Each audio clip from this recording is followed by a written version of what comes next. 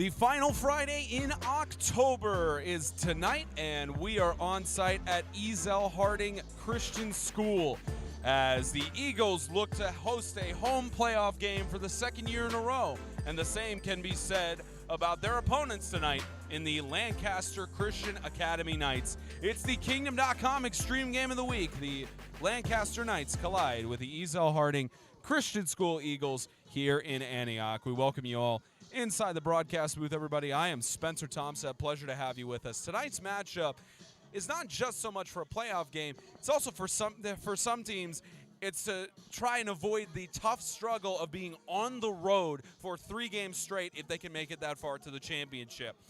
Let's start with Lancaster Christian. Everyone knows they took their loss to Franklin Christian 2 weeks ago. That knocked them out of the #1 seed contention.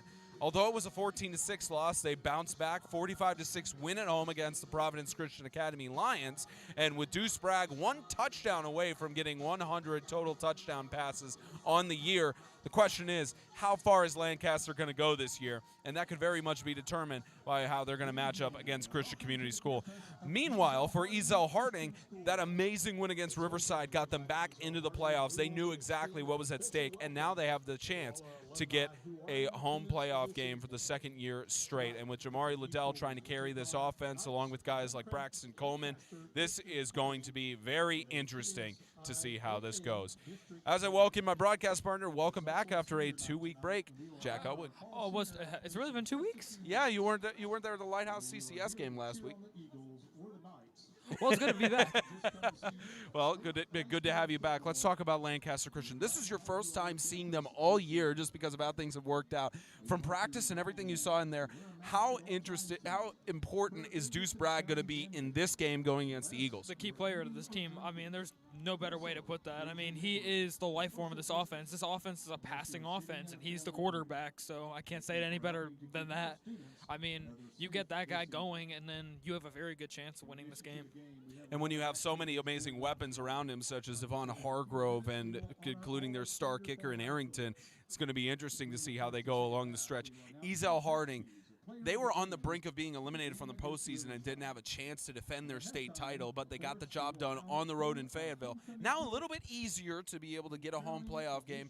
What does Jamari Liddell and company have to do to win against the Lancaster Knights? They have to shut down Deuce Bragg. I mean, it's as simple as that. I mean, we've seen Deuce Bragg get shut down in games and then lose because of things like that. And, I mean, they haven't taken a lot of losses, this Lancaster team.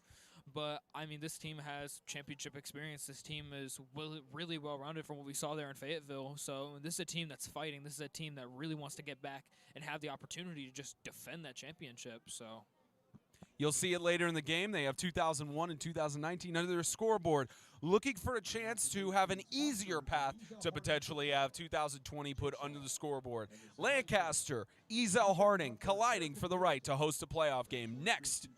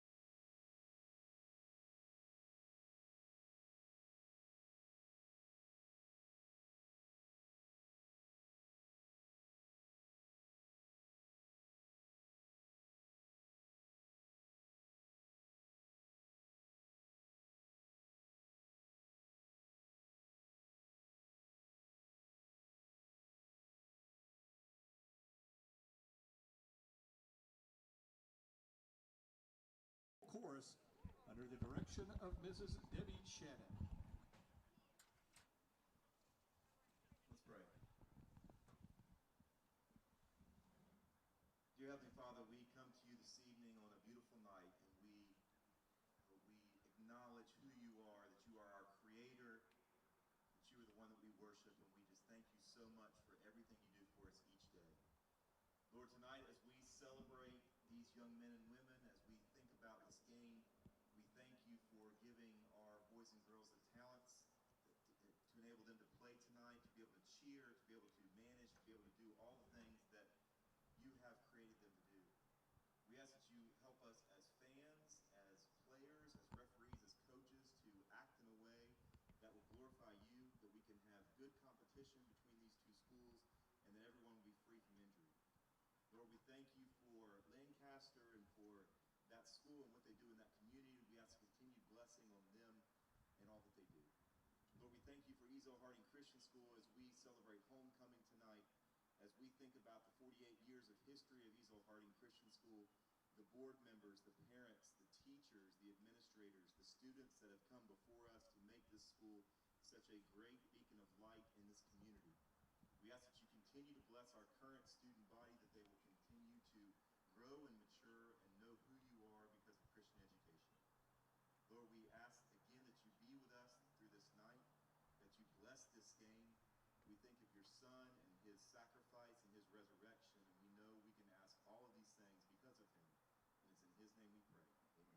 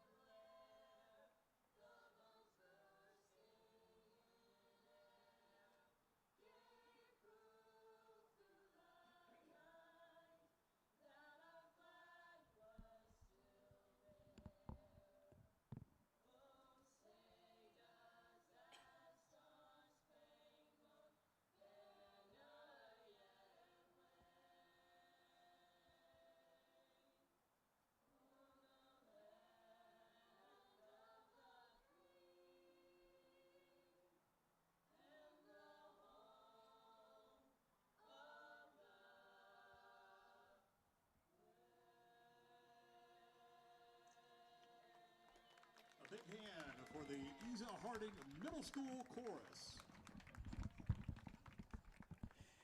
Ezell-Harding already ran out onto the field to their banner prior to the national anthem and pregame prayer, and Lancaster Christian walks to their sideline. Everyone, of course, knowing what is at stake for tonight's contest. Second year in a row that these two teams have collided, and the collision has resulted in a big, significant impact for the postseason 2019. It was at Lancaster, determined who was #1 seed in the South. Ezell-Harding won that game, and the rest is history. And now tonight's contest, who will be the #2 and #3 seed? That is the big question as they honor the seniors in stadium for Ezell-Harding tonight. Spencer Thompson and Jack Helwig bringing the action here, and Ezell-Harding was originally going to have their homecoming night last week when they were set to host the Sacred Heart of Jesus High School Knights, but fortunately that game being canceled by Sacred Heart, they're in essence done with their season. But not necessarily the matchup. Well, this is actually a good matchup to have on homecoming, to bring a lot of parents and players out here, because not only do you get to honor your seniors, you got a great football game regardless of the result. You know, that was one of the greatest things whenever I played, was whenever I played in homecomings, or whenever, even when I wasn't a senior, you know, like junior or whatever it might have been, I always hated playing games that were blowout wins, just because the atmosphere wasn't there. This is a game that the seniors need to play hard for. I mean, you can't just go out there and just whoop them. I mean, this is something that matters. It's not just it could be your last night as a senior, but hey, this is the last regular season as a senior. This is a game going into playoffs. You could have a really good stretch in, stretch out. Depends on what kind of seeding you get. There's a lot of implications on for tonight. Jamari Liddell honored just a few moments ago, one of the key players, a senior for Ezell-Harding, is one of the many great players, including KJ Stocker, Braxton Coleman, a senior. Ezell-Harding in the next few years, they're losing a lot of seniors this year. However, it's going to be a spectacle to see them on their Ezell-Harding potentially on their last home game of the season, but at the very least, it's their last home game of the regular season. And that's what's kind of scary about this team is there's so many seniors, and they coming off of a state championship, they really want to fight for that. These seniors, they don't want to go out with just one. Why not finish one out? Why not finish their high school career with another one? Go back to back. I mean, so you have a lot of hardworking kids that are fighting for a great opportunity, and I think that's one of the scariest things about sports is people with fire beside them. I mean, that's what this entire Ezell-Harding offense has. And they're going to do another prayer in stadium here with Dr. Judd. Let's pray again. Lord, we come to you separately just on such a special occasion as we specifically honor these seniors. We know how much heart they have put into their programs, into their activities, how much heart they put into this football team and into cheerleading, and how much energy and passion they have put into making themselves better and loving their teammates. And so, Lord, we recognize them tonight. We celebrate them tonight. We celebrate their families and their parents because we know the sacrifices that they have made to help get them here. And we think of just what a hard year it has been so far, but we know they have persevered through it and have been able to continue to celebrate their accomplishments. Lord, we ask a special blessing on their senior year as they think about what their next steps are, as they think about college and work and so many decisions. We just ask that you're with them and their parents to have as much counsel as possible, because we know they're going to end up in the exact place they're supposed to be. Lord, we pray for each senior tonight. We pray for Blake, Kane, Braxton, AJ, Jeremy, Jamari, Dejan, KJ, and Kayla.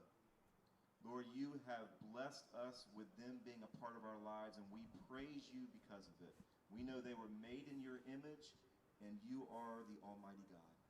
Thank you so much for these seniors. Bless their lives. Bless their continued success.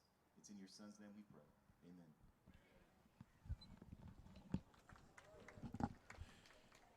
Dr. Chud, the president of Ezell-Harding Christian School, one of many educational administrators who have had a really tough year trying to keep everybody safe while giving education to these student athletes at the best possible level, and commend him and the work.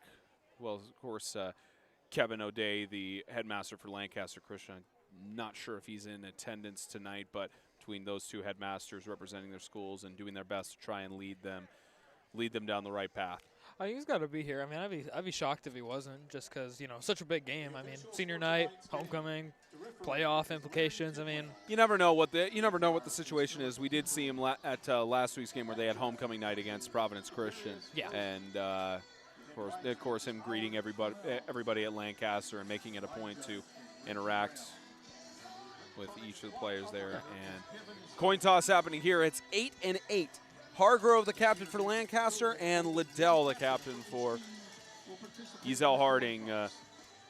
The referee on site is Larry Tidwell. Our thoughts go out to Carson Dozier, who was set to be the white cap for tonight, and fortunately, I believe he twisted his ankle or had something going on with his ankle. So hopefully everything is safe with him. Our thoughts go out to you, Carson Dozier.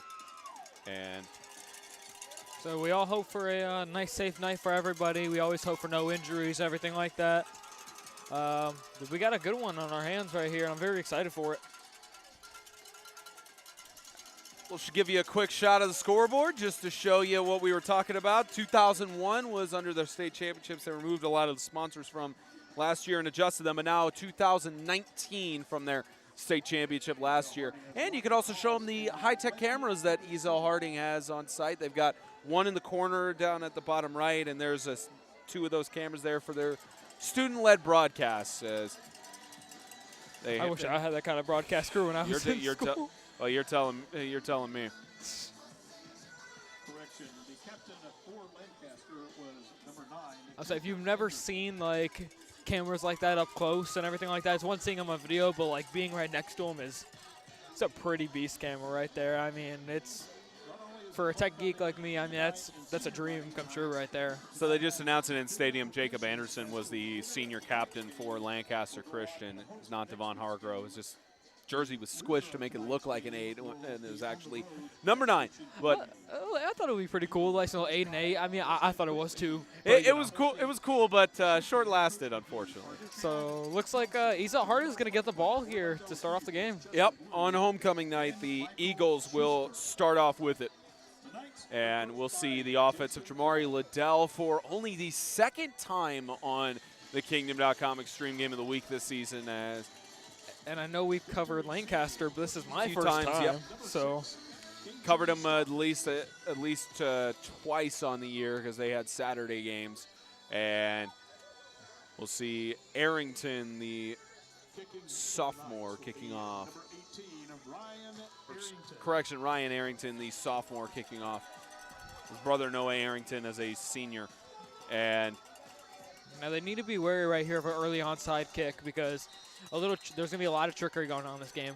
And who will host the playoff game, we'll find out in just a few hours. And immediately a low squib kick. It goes to the 25-yard line, and we'll see Ezell-Harding's offense try to strike first on homecoming night. And Jamari Liddell, he had tough shoes to fill from Derek Griffin graduating last year. He stepped up to the quarterback position trying to lead his team to another state championship, and so far he's been one of the key pieces for this Eagles offense. I mean, you want to talk about stepping up, talk about a 400-yard rushing game to get you even in this position. Good field position for the Eagles as they start out on about their own 26, and it'll be a rush up the middle. And a 7-yard gain by Braxton Coleman, another senior who, after it was playing potentially for the last time on his home field in his high school football career, gets a gain of 6 yards for 2nd and 4. And that's one thing that I'm kind of worried about is Lancaster's defense, because this offense from Ezell-Harding is pretty explosive. So Lancaster is going to have to make a bunch of key stops in order to keep themselves in this game today. Defense is going to be the name of the game as a carry up the middle, and pushing that pile as Braxton Coleman gets all the way to the 49-yard line, and the chains move for a first down. And you just can't have that. You can't have a running back rushing for contact for 12 yards. I mean, he completely hits the hole, but it's not even Coleman. It's his lineman pushing him through also. And he straight runs them through for a 12-yard gain after contact. And if you're going to play smash mouth football, that's the way to do it. You want to come out strong, hitting hard, and get the lead against this Lancaster team. Already essentially at midfield. Only one first down. And fake to Coleman. It's Jamari Liddell. The ball pops out and Lancaster falls on it. The Knights recover on the first offensive drive of the game. And that is a tone setter right there. I mean, what a punch out by Lancaster. It was a well-run play by Ezell-Harding, but the issue was there was really no issue. It was just a straight good punch out. Great tackle. Lancaster falls on it beautifully before Ezell-Harding can react, and then what a turnover. What a good turn setter over here in this Ezell-Harding homecoming Lane game. Spurlock, who else other than that defensive key piece for Lancaster to punch it out there. And he's got one more year with Lancaster as he's a junior, but now time to see Deuce Bragg for the first time tonight in ideal conditions, clear skies and in the upper 40s. Bragg is going to pitch it to the backside, and a carry attempt by Jordan Hort. Finally caught for forward progress with a loss of about 3 or 4 yards. And you saw Ezell-Harding there at the end of that play. They're really just trying to go for the strip and trying to get that turnover, get that ball right back. We talked to Ezell-Harding's head coach at the beginning of the game, and then he basically said, in order to win this game, we're going to need to win the turnover battle. And then I do agree with them. I mean, this is exactly what this game is going to come over to. Already one turnover for Ezell-Harding as Bragg sits alone in the shotgun. That line trying to pressure through, and right side incomplete. His intended target on the play was Horde, and still remains a 3rd and 13. Now, since I haven't watched Lancaster all year, there's going to be some things I don't know. Like, do they have a punter? They do have a solid punt team, and they have a solid kicking game with Ryan Arrington, the sophomore. And they do punt it away. It's just Lancaster likes to go for it a little bit more, but they get way many more first downs than they do get forced to a 4th down situation. Here's a 3rd and 14. Couldn't get him on the hard count. Bragg is under pressure. Valbuena trying to chase him down, and Horde makes the catch, trying to get more contact after the rush. And Horde is going to get the first down over to about the 35 and forced out of bounds. And Jordan Horde, as the senior, is definitely trying to lead his team to host a playoff game. And that's one of the weird things about 8-man. I mean, he completely just turns this ball around. That's one of the things with a 50 by 100 field and an 8-man. Plays in space, and then that's exactly what he does, because he runs for at least 20 yards to get across the field and get a first down there. KJ Stockard was his covered man there, but just a difficult attempt to go there. Special and contact. If the ball is loose in the backfield, and collision there as Braxton Coleman was trying to get it. Bragg took a shot there. Brad did take a shot, but it's a good job falling on it. I mean, it was a 50-50 ball right there. Just a bad snap, a little bit too high. You know, nerves are high, so there's going to be a lot of interesting turnovers that are going to happen just because of that. Brings up 2nd and a quarter of the field. Lancaster has been in similar situations throughout the season. Sean Bell, the offensive coordinator for Lancaster, has got a tough task ahead of him on 2nd and 20. Bragg has got a man to his right. Got Horde to block there. Bragg tossed it out to Horde, overthrew him by just a step. And Ezell-Harding's honestly getting bailed out right here because the throws are there just a little under, a little bit over, because Lancaster is going to be able to make plays in space. And one of the keys for Ezell-Harding is making these open field tackles so Lancaster doesn't take it for an additional 5-6 yards. Now a tough hill to climb on a 3rd and 20. Bragg has got some options. He's going to air it out to the left and almost intercepted, incomplete. Blake Barker could have got the interception there, and it's 4th down. And it looks like they are going to bring out the punt team, which is obviously very smart because it's 4th and 20. Passes aren't there this drive. Put them away, pin them deep. Trust your defense again. They made a good play last drive. So they're across midfield, and you don't see that often at the 8-man level where they try to pin somebody deep on the punt. But they're going to go for that here as it's punted, and beautiful.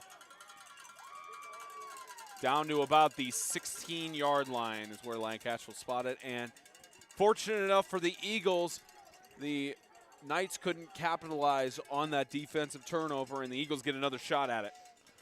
And that's going to be one of the key factors going into this game is points off of turnovers, because you're going to want to capitalize on opponents' mistakes, and especially in a playoff game like this, every single point matters. And when Lancaster have a field goal kicker, that's huge, especially in 8-man where a lot of teams don't have kickers.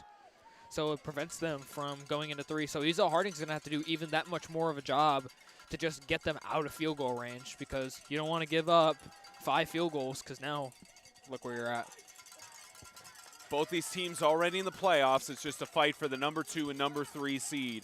Ezell-Harding on homecoming night gives it off to Braxton Coleman, who gets tripped up behind the line of scrimmage. Maybe back to the yard to gain. Looks like they'll give him a yard for 2nd and 9.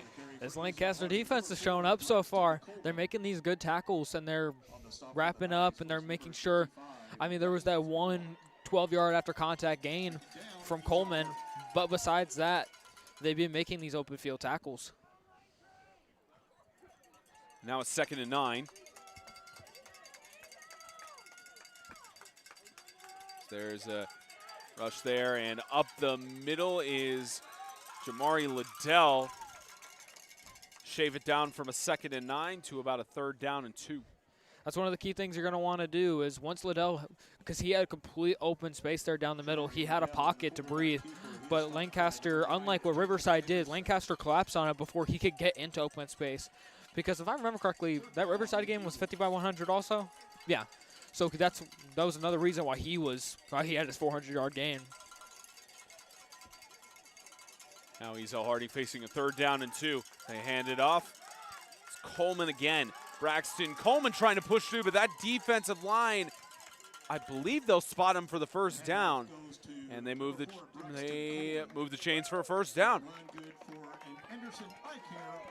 Good play there by Lancaster. You do give up the 3rd down conversion, but can't be upset about it. I mean, it was just a hard-hitting run. At this point, you just got to be more physical than them, because right now Ezell-Harding is looking like the more physical team.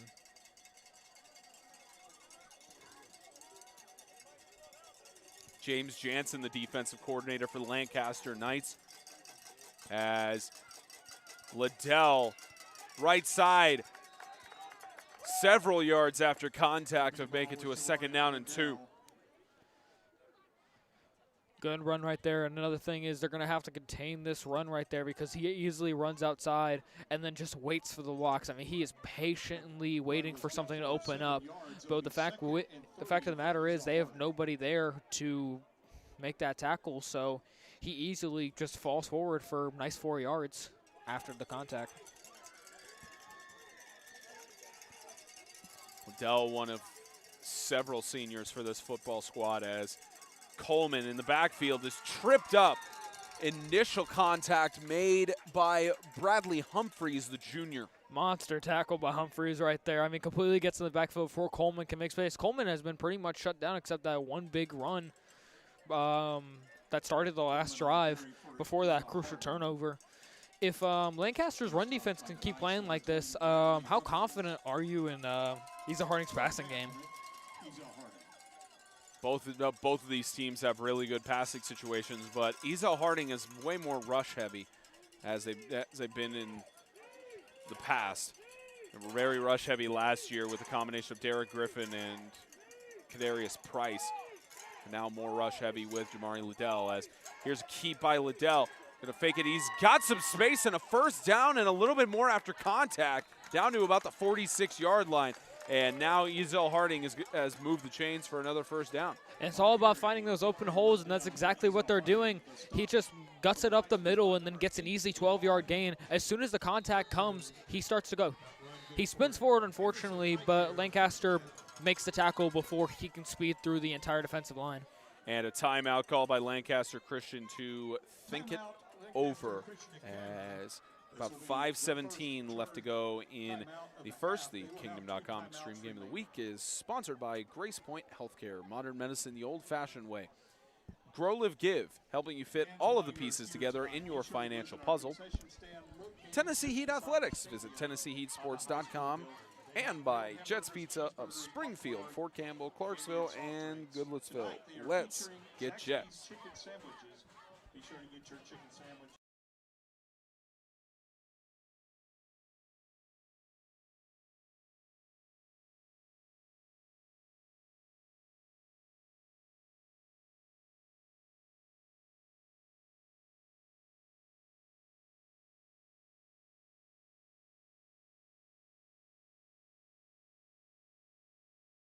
.5:17 left to go in the first. 47 degrees, feels like 46, and a freeze watch here in Antioch.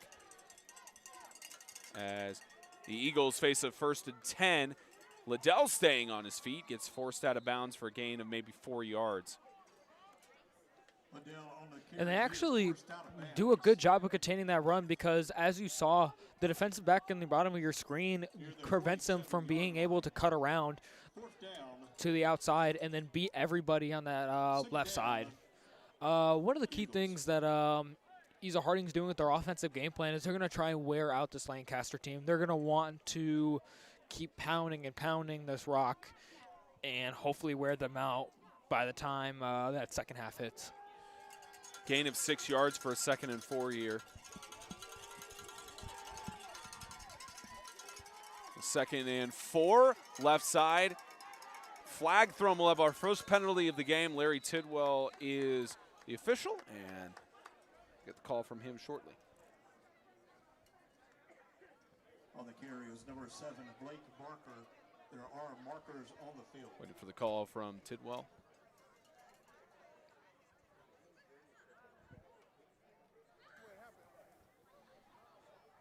From the end of the run. 15. 15 from the end. Number 3. 3 wide. Personal foul. Face mask on the defense. Personal foul, face mask against Lancaster.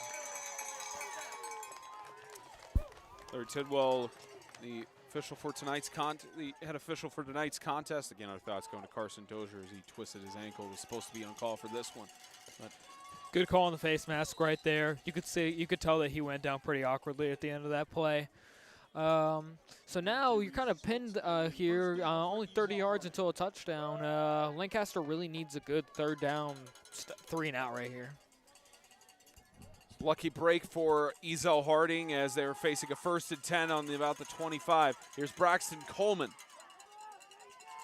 carrying it up the middle, a gain of 3, 2nd and 7. And they're swarming to him like bees to honey. I mean, you saw at least 7 Lancaster guys just completely trap Coleman there. And what they need to prevent is holes to open up for this offensive line, because as soon as the hole opens up, they're easily going to get 8-9 yards. And what they need to do is just keep containing this run, because right now they're playing this perfectly fine.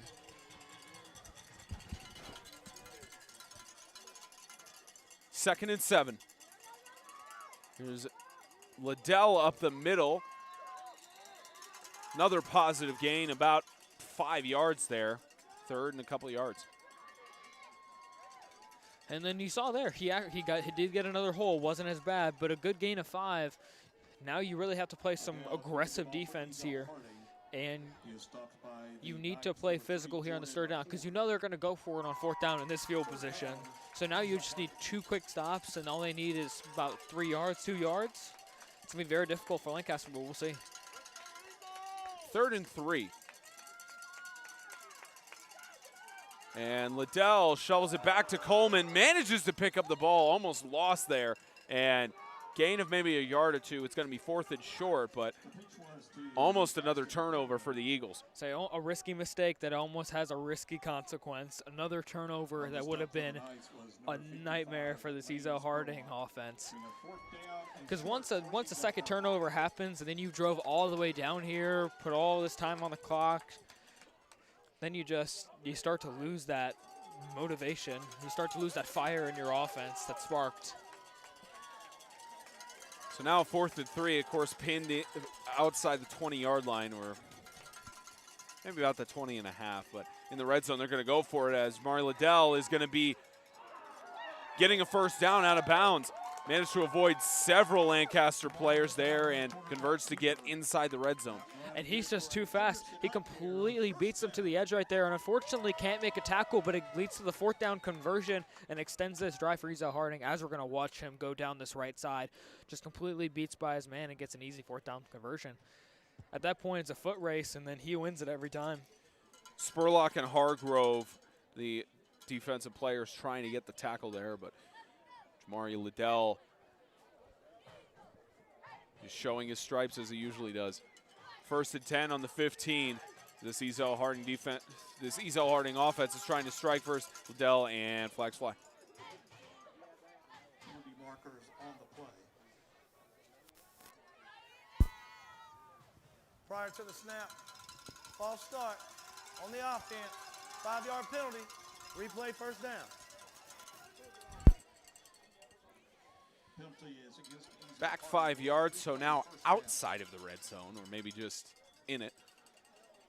Still a nice 15 yards to go in order to just convert and keep the drive alive. Or if you score a touchdown, that's also a good solution there too.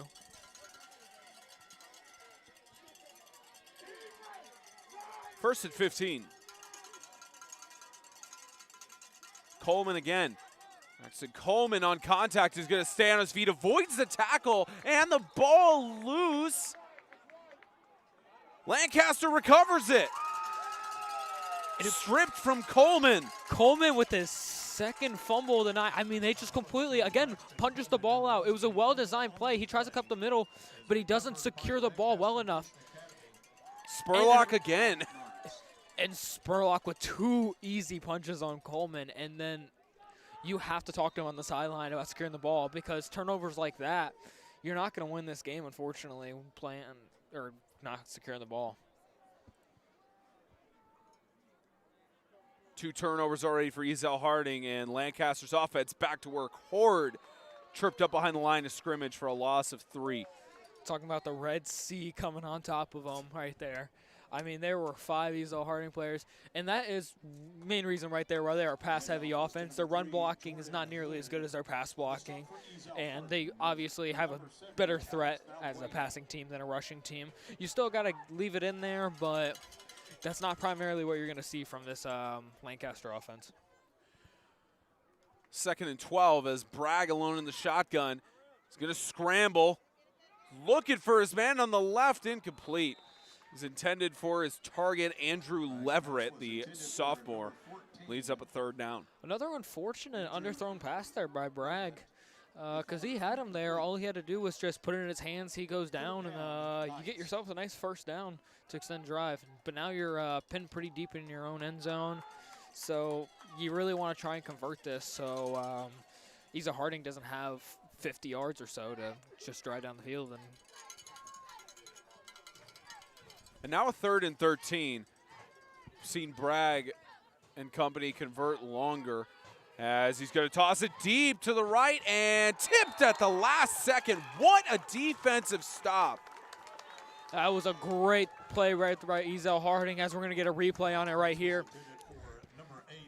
It was great coverage there all the way through. Deuce sees him right there on the outside post route, puts it up perfectly on the money, but as you can see, 10 goes over top, reads the ball, punches it through, and now Lancaster's forced to punt inside their own 10-yard line.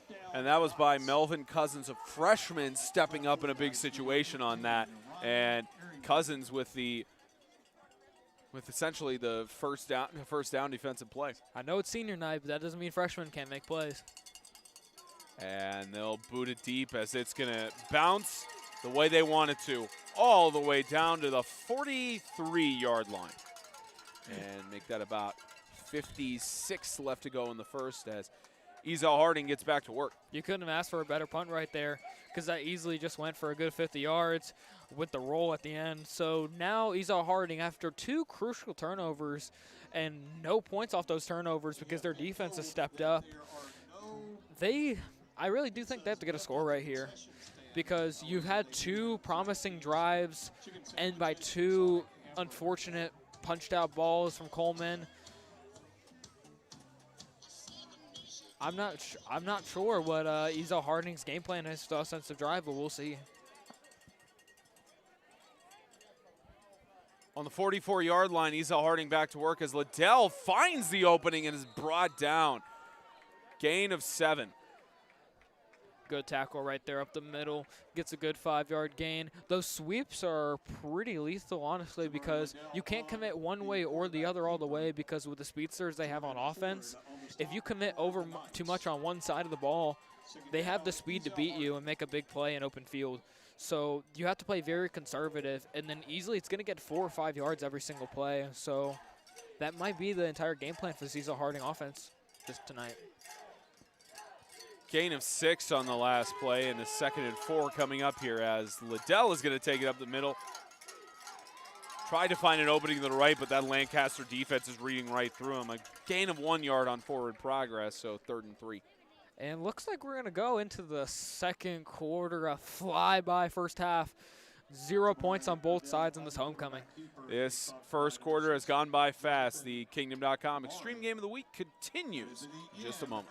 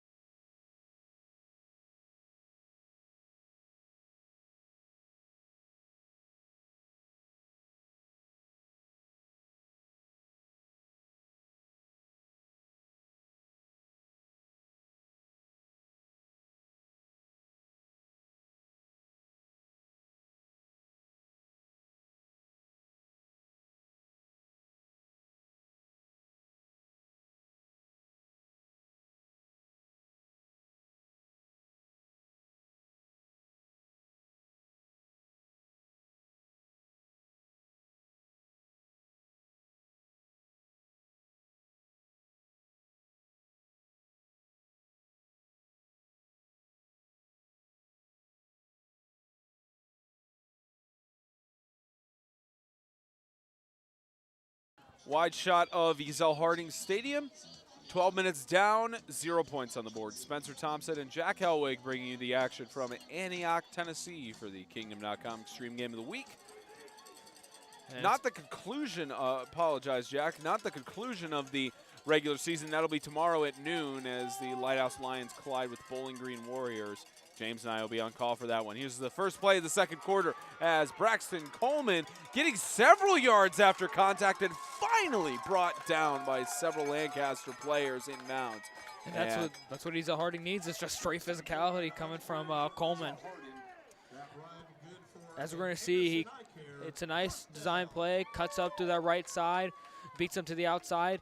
They try and wrap him up, but, I mean, he walks through 4 Lancaster defenders to get another 4 yards after contact. As long as they hold on to that ball, they should be all right.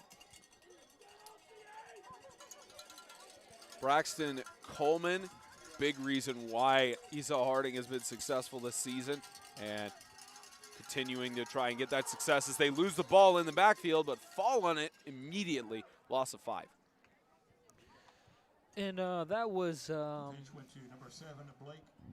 Blake. We have 2 number 7s on our. So Blake Barker was the one that fumbled the ball right there. Unfortunately, nothing too crazy, but again, you have to hold on to the ball because that's 3 times the ball came out for this Ezell-Harding offense, and mistakes like that are going to get punished eventually. I know they haven't yet, but football's a long game, and we're only a short part of the way into it. 2nd and 15. Liddell is going to try to pass it. He's got a man open on the right side. What a catch! Alex Valbuena trying to get the catch. Incomplete. Would have been incredible had he got it. But Alex Valbuena incomplete. And it's good to have Valbuena on your defense because it looked like a pretty open catch, but what a big hit there at the end that jars the ball. Yep. I mean, because he had the open field. I mean, just a good hit that jars the ball loose, and now we're on a, I can't see the markers. It's 2nd down? Yeah. 3rd down and 15. Okay.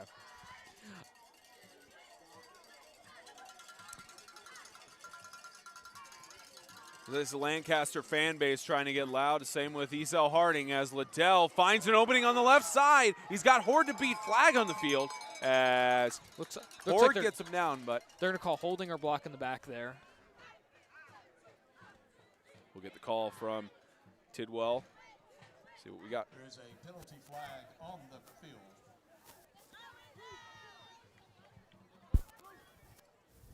Block in the back. On the offense, 10-yard penalty. Replay the down. And you're right, they moved it back, so they'll repeat the down. I couldn't tell I could not tell if they got a 1st down on that play, I guess. I did pay attention to it just because I was so focused. I was like, that's a block in the back. They're definitely going to call, and I saw the flags flying. I went, okay. I couldn't tell if it was a 1st down on that play, because if it wasn't, then why not try to get your defense just to make a stop on 4th down? But that's why I'm not a head coach. So 3rd and 20.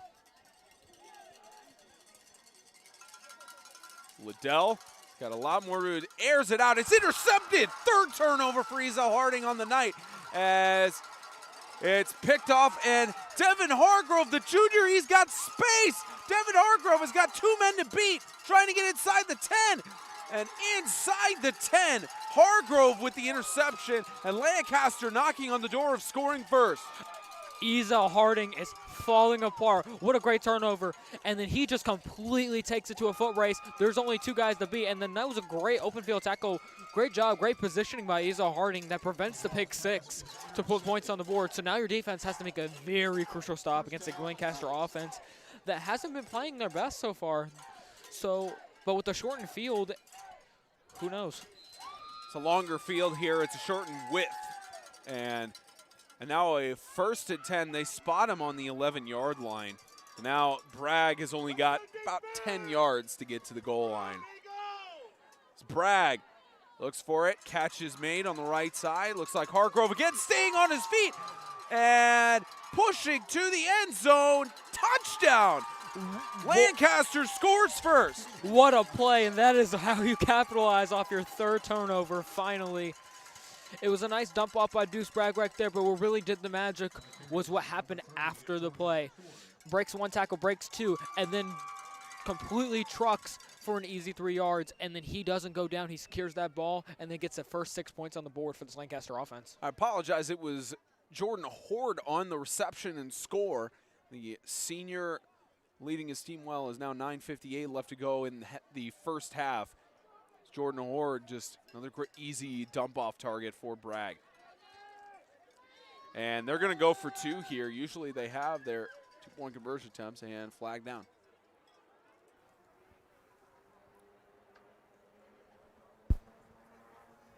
Delay a game on the offense. 5-yard penalty. Retry the down. Move it back 5 yards there.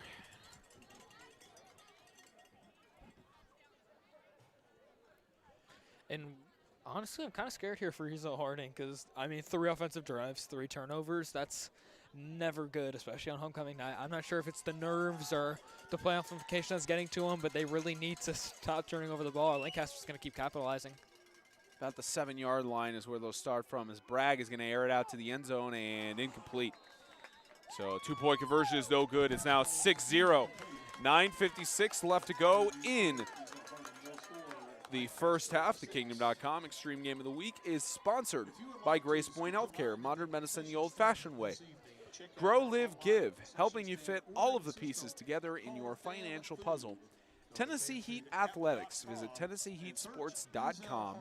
And by Jets Pizza of Springfield, Fort Campbell, Clarksville, and Goodlettsville. Let's get Jets. Spencer Thompson and Jack Hellwig bringing you tonight's action here as Lancaster is set to kick it off here after getting close to a pick six from Lane Spurlock, but they capitalize, strike first. I can't stress how crucial it is for Ezell-Harding to not turn over the ball. I mean, 3 drives, 3 turnovers. You need to secure the ball. Your offense is driving. Your offense can get the yards. Your offense is playing more physical.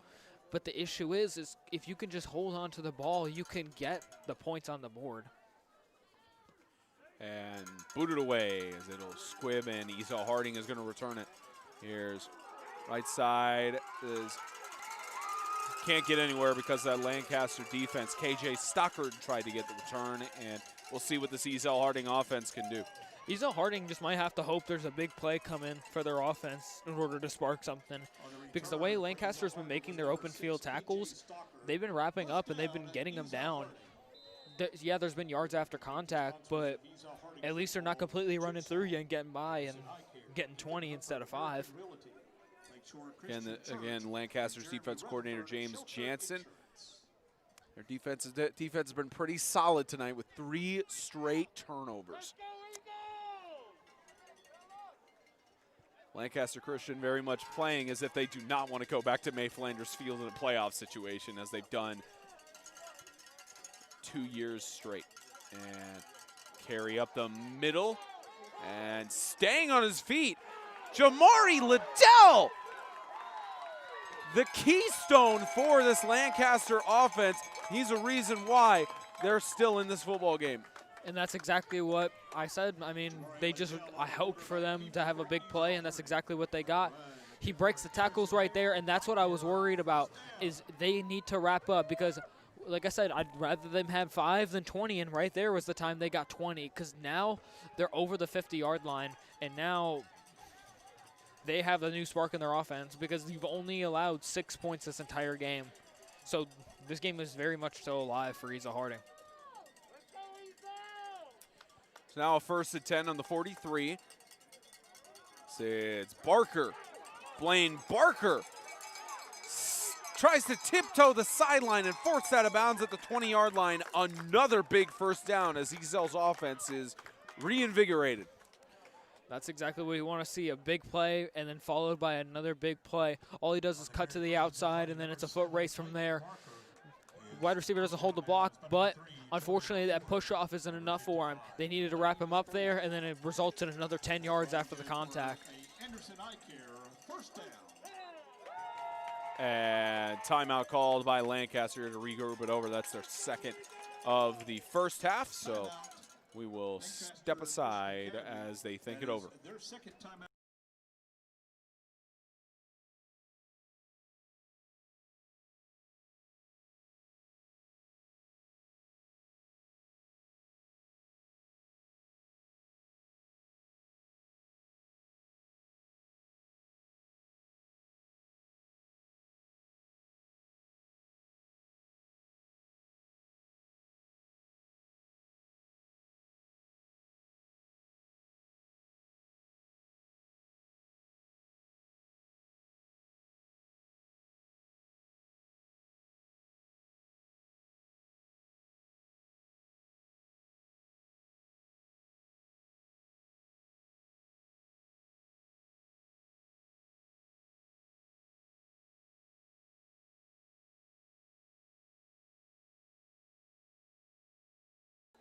Lancaster just thinking it over, and see what this defense can do with about 9:17 left to go in the first half, as Liddell is going to take it to the left side. He's got some opening if he can beat his man. Beats Albert Clark to the pylon. Short. I say he did not get that. And that's exactly what you need to do, is you need to contain these outside runs, because they're going to beat you every single time in a foot race. See how he was matched up right there? He just needs to go for the tackle. One of the key things about players that have agility and can make open field tackles, you need to run straight through them. Because if you stop your feet, they're going to beat you every single time. It's why guys like Christian McCaffrey, it's why guys like LaDainian Tomlinson, guys like that are known for making moves in open field are so good. It's because they stop defenders. First and goal on the half-yard line. Liddell essentially just has to just rush it in here and hands it off to his man. Touchdown. Ezell-Harding responds. Coleman with the 6. And there we go, an easy 6 points on for Ezell-Harding. And that's exactly what you'll do, and that's how you capitalize off a mistake. You just tie Lancaster. So now Deuce Bragg is going to have to answer back, but you also have to answer back on this defense. Can you hold them to a tie here and then prevent the 2-point conversion from going through? They do have a kicker, and they'll be trusting. They do have a kicker, but they won't use him on this one, as Coleman is going to rush it up the middle. Ezell-Harding has the lead, 8-6. And you could hear the freight train blaring off here for Ezell-Harding. Let me get a shot of the crowd and everything like that. That's Ezell-Harding's fan base, and to our left we've got the Lancaster fan base. A nice turnout here for Lancaster Christian. SAR Physical Therapy and the Tennessee Orthopedic Alliance are proud to provide the best And sports medicine now 8:57 left to go in the second. So what Lancaster needs to do in order to respond is they need to take this ball, but not only do they need to score, they need to drive with time. They need to take their time. They need to secure this ball. They can't give up big sacks. Drew Bragg needs to start hitting these passes that are being underthrown and overthrown, because they've been there. They've been to the right guy. They've just been a little off. And in a game like this, they can't be a little off, or mistakes or ball's going to get to the other person's hands, and then eventually someone's going to go up big.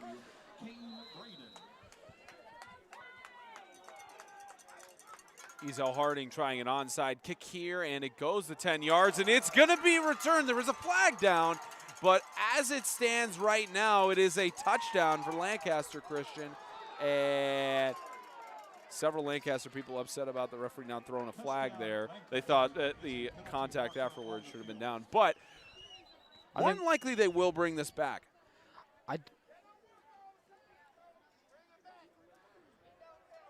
Waiting for the call from Tidwell. Hold on, Coach. He's talking to Bragg, so it looks like it's going to be a touchdown, at least from what we're hearing. It looks like they Wanted on the extra point. So at least they're hearing in our headset it's going to be an illegal block, so the touchdown's going to stand. Sadly, didn't get the replay on that one, but just an incredible return. And get the call from Tidwell.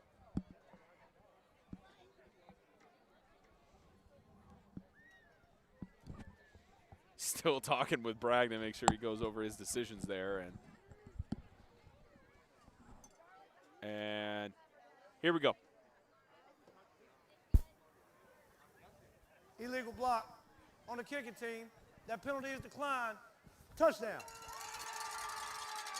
Didn't get the replay on it, but incredible nonetheless. An onside kick attempt just didn't go the way Ezell-Harding wanted it to, and now Lancaster back on top. A chance to make it 14-8. See, what I was going to say is it didn't actually look like illegal blocking. It looked like they touched the ball before it reached that 10-yard marker, and then because I knew it was on them, but I wasn't exactly sure what it was for because there was, difficulty seeing.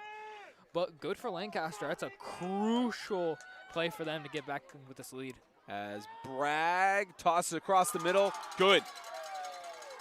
Nice two-point conversion by Lancaster Christian. 14-8 now as get you a wide shot here. Some people walking up the bleachers. And Spencer Thompson and Jack Helwig bringing the action. Zachary Lone will be back on Sunday. He'll be coming back to the studio and we'll be having a good conversation with him in studio as he's back after his traumatic brain injury. By the likes of me, obviously, for driving him there. Just throw me there. Zachary, we're going to be, if you are watching, I probably isn't. But we're glad to have you back on Sunday. It's been a while, just in time for playoffs, obviously. So it's great to have him back for the little bit of the stretch of the run. Playoffs, national championship and everything. Producer Jack, he keeps producing. And here's someone shout, kick it, son. Probably Arrington's father, incredibly proud. And he did kick that ball, right? He kicked it, but it went out of bounds. He told him to kick it. He just didn't tell him to kick it where.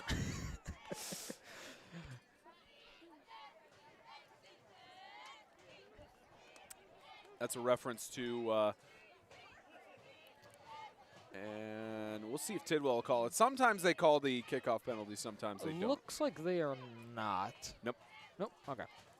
We were ready for it just in case. It looked like it was for a second, but sometimes they do, sometimes they don't. So what Ezell-Harding needs to do, unfortunately, from a special teams, I guess you could call special teams touchdown. So what they need to do is exactly what I told Lancaster. They need to drive and take away time. They want to go to this half as quick as possible so they can regroup and hopefully fire back. Because this first half has been pretty ugly for them besides that one big touchdown drive. First and 10 on the 35 after the ball going out of bounds.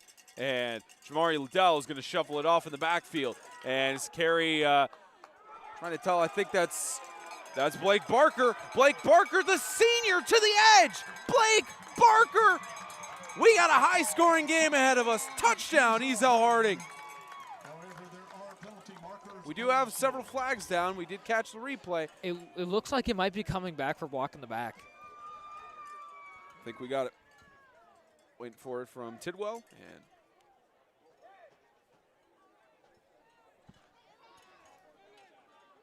just waiting on the call from Tidwell. Here we go. Blocking the back on the offense. 10-yard penalty from the spot of the foul. Replay first down. See, Objection overruled. I told you right there, it looked like a block on the back. I couldn't tell who just because I was more focused on the ball going, but the way the blocks were leading up and everything like that, because it looks like they had him, but then it looks like they blocked him in the back in order to free up, so they got that run. So now we're looking at is that a 15 or a 10-yard? 10? Block in the back is 15. So now first and 25. First and a actual quarter of the field. Ezell-Harding almost got a touchdown there, but nothing doing. Here's Braxton Coleman. Coleman trying to get through this defense. Several Lancaster players wrap up and get him just past the original first and 10 marker and makes it second and 10. So they gain back 15. And that's what you need is you need outside blocking to go for you. And Lancaster's just not getting around to that outside, so why not keep running around to that outside? It's working for them. I mean, they just got to keep going for it. The middle is just getting eaten alive by Lancaster. So what they need to do is just keep sticking to that outside and just patiently waiting for them to open up. 2nd and 10. Liddell will keep it. They couldn't wrap up a tackle behind the line of scrimmage, trying to push through, but stopped for forward progress, and they continue to run it, and it's a 1st and 10. And that's exactly what I said. If the clock isn't broken, you don't need to fix it. It's as good as clockwork, so they're just going to keep pounding that to the outside, waiting for blocks to go through. They're easily getting around 6 yards of play from it, so all Lancaster needs to do is just collapse on that outside, and they really need to start playing that better and getting around these blocks. Otherwise, they're just going to eat the clock alive, and that's exactly what you don't want from them. 1st and 10, a new set of downs for the Eagles. Liddell will pitch it. Coleman, stiff arm. Braxton Coleman going to the other side. He's got a man to beat. Collides with Andrew Kaczynski, but gets a gain of about 6. And that's what I like to see. You aim big, you miss big. Although he ran over him, that's still a great tackle right there, because now it's a 2nd and 4. If you stop your feet and you miss there, he easily gets a 1st down. So although you got ran over, that's a great tackle. You wrapped him up, you got him down, and it keeps them at 2nd down instead of getting to the 1st. So now a 2nd and 6. The Ezell-Harding offense didn't get the touchdown that they wanted from earlier, trying to take the lead away from Lancaster. Lost in the backfield, but Liddell picks it up, trying to push to the 1st down indicator, but just a yard shy. 3rd and 1. Looking like, about 3rd and 1. I was going to say 3rd and like centimeters at that point, but. So we're easily going to see them go for it 2 more times. So what Lancaster needs to do is they need to play a very, very physical 2 conversions right here in order for them to get the ball back. And then if they can get the ball back and get another score on the board, that's a great way to go into the 2nd half. I think if they play this one out strong, they have a very good chance of coming out with this one. 3rd and 1. This Lancaster defense has been very strong. But can they keep it up here? Liddell is going to get the 1st down and a little bit more. So Liddell finally brought down by several Lancaster players. And it's the 1st down. The Ezell-Harding players wanting a flag there. They felt like there was an unnecessary hit. Didn't see that from here, but they stopped the ball and moved the chains for a 1st down. Didn't seem like anything was, didn't look like anything was super needed for a flag either. But maybe someone saw something that we didn't. Maybe they want to say it in the chat. I mean, I had the full thing, but Chat has been very inactive tonight, but thanks to all 35 of you watching. They're probably just so intensified. Probably just have us on mute just watching this incredible game. Yeah, it has been a good game thus far. Rush-heavy game for sure. And Liddell with a handoff to Coleman. Braxton Coleman avoids a tackle. Braxton Coleman, no flags. Coleman to the house. Touchdown. I'm just going to make a funny remark there. As you say, Coleman to the house, he literally is running towards the house in the background. There's that house in the background. And there he goes, just 1 tackle to break, and then he's gone. It's a foot race, and he gets it. He has the speed in order to make plays on a 50-by-100 field. Unfortunately, the reason Lancaster is struggling on defense right now is because, as you want to see, is they are forcing everything to the outside. They are not containing them to the inside. They're trying to collapse on it, and they are getting that open space every single time. Chance to take the lead if the Knights can't stop it, and untouched. And Blake Barker completely untouched to the end zone. And it happens again, and now we're all tied here. They need to contain the outside.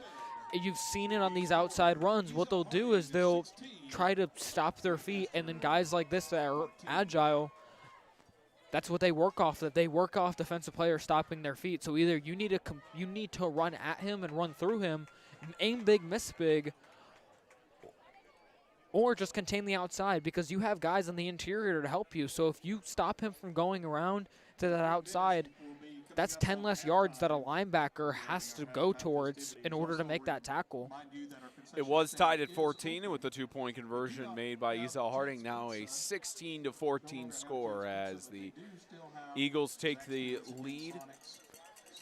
You know, watch for another onside kick. Last one was returned for a touchdown, so we'll see if they go for it again. They do. And they'll go for it again as it is loose, and it's touched by a Lancaster player before it went out of bounds, so they'll start at the just outside the 50. Surprised they actually did go for the onside kick there after it resulted so poorly, I guess you could say, because it did result in a touchdown. So with 4 minutes left in this game, good field position for Lancaster.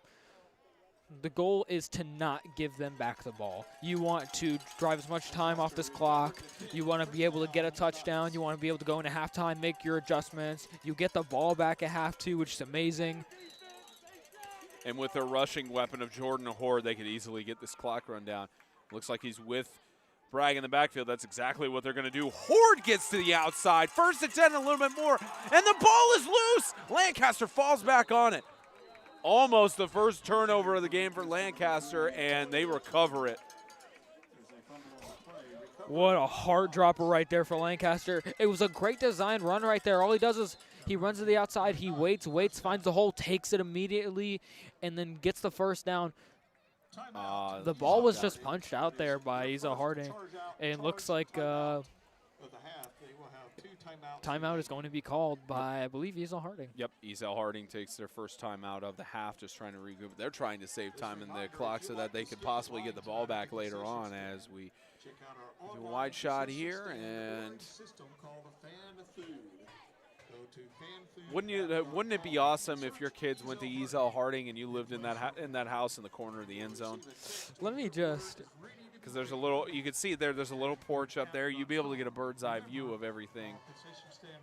You know, get a better shot real quick of the house there, and just imagine being on that porch watching the football game. You could walk back into your house at halftime. You know, eat whatever dinner you have and everything. Imagine they sell you that house and be like, oh yeah, the games aren't that great, and then like you hate football and you're just, God, those kids. Yeah, Matt, just imagine. So 4:43 left to go in the first half. The Kentucky Kingdom and Hurricane Bay halftime report. We'll give our thoughts and highlights of this game. See if we have a scoring update from Riverside and Providence in Murfreesboro. Coming up on the Kentucky Kingdom Hurricane Bay halftime report is Bragg airs out to the left and almost intercepted. Could have been picked off, but nothing doing there as looks like an Ezell-Harding player is down on the field after that broken up ball. Can't tell which one it is, but they are going to have the medical staff attend to him. We'll step aside for an injury timeout.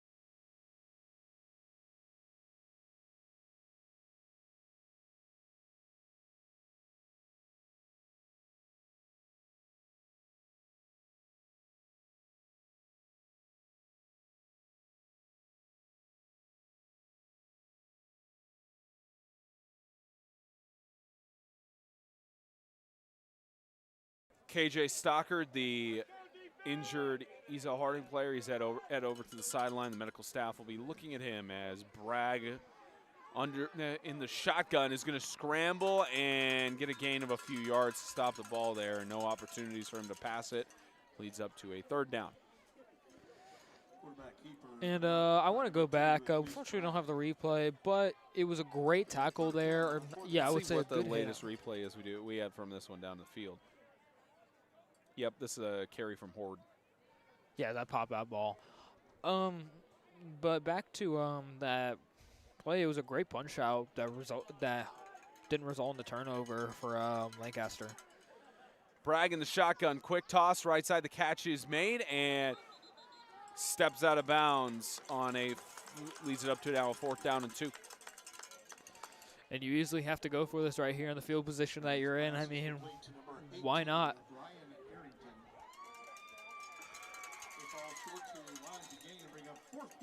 Lancaster Christian uses its final timeout of the first half, and the Knights are going to think it over as we get you another wide shot of the field. And the Knights using all of their timeouts, they've had a lot of situations where they've had to really rethink what's going on.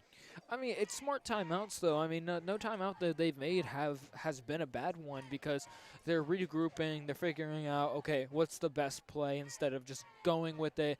And then timeouts and usage of timeouts is the most underrated thing in a football game because, yeah, you can save all 3 and hope to go for like a 3 and like hopefully, let's say you're losing, 3 timeouts, stops the clock, whatever. But you always want to go for the best play. So whenever you call timeouts and everything like that, it's to regroup, and this is a perfect time to regroup. It's 4th and 2. You're in opponent territory. You're really banking on a score right here. You don't want to give them back the ball. You want to keep the drive alive. It's a great time to make a call out or make timeout. Few yards to gain as Bragg in the shotgun again is looking for the pass. He gets it to his man, right side, and a 1st down there for Jordan Horde in Lancaster. And not only does he get the pass, but I believe it was inbounds. And the clock's not running? Well, they stop the clock anytime they do a 1st down indicator. And anytime they... Okay, there it is. Oh, okay, they stop at any time in high school football. Anytime they're moving the chains for a 1st down, they stop it to regroup. They didn't do it for me. Maybe not yours. At least here they do. Fair enough. 1st and 10. Bragg hands it off to Horde. Horde gets brought down by Barker. Honestly, if Lancaster just can keep doing that, just keep running the ball and getting yards like that, it's the ideal strategy. Just keep nailing off 30 seconds, keep getting 4 yards. Eventually, you'll get a score at the end of this drive, hopefully, and then go into half with the ball, with the lead, and then make Ezell-Harding play against their heels. Inside the red zone on a 2nd and 5. Bragg scrambles. He's got an opening on the left side. He'll step out of bounds just shy of the 10-yard line. And you don't really see sliding in the high school level. You don't even see it sometimes in college, to be honest. But he runs out of bounds. Unfortunately, it stops the clock, which not ideal, but good gain of yards right there for Lancaster. Now facing a 3rd down and 3. Talked with some of the coaches pregame as Bragg calling a little bit of an audible, but we talked with some of the coaches pregame, and these situations in the red zone is what's killed them. As Bragg, quick toss, catch by Horde. Horde trying to cut inside and get through. Horde to the end zone, touchdown. And I'm surprised that actually wasn't a flag. That was a little late of a hit there from Ezell-Harding. But fun fact, we actually didn't call it last time this happened, but this is his 101st career passing touchdown from Deuce Bragg. Yep. Past 100, we mentioned it at the beginning, but congratulations to Deuce Bragg. He's an 8th grader. I believe they're counting touchdown passes from when in 7th grade he was a starting quarterback for Lancaster's flag football team that he led to a state championship in 7th grade. And, of course, Deuce Bragg trying to lead his team to a state championship as a sophomore in 2020 as flag down.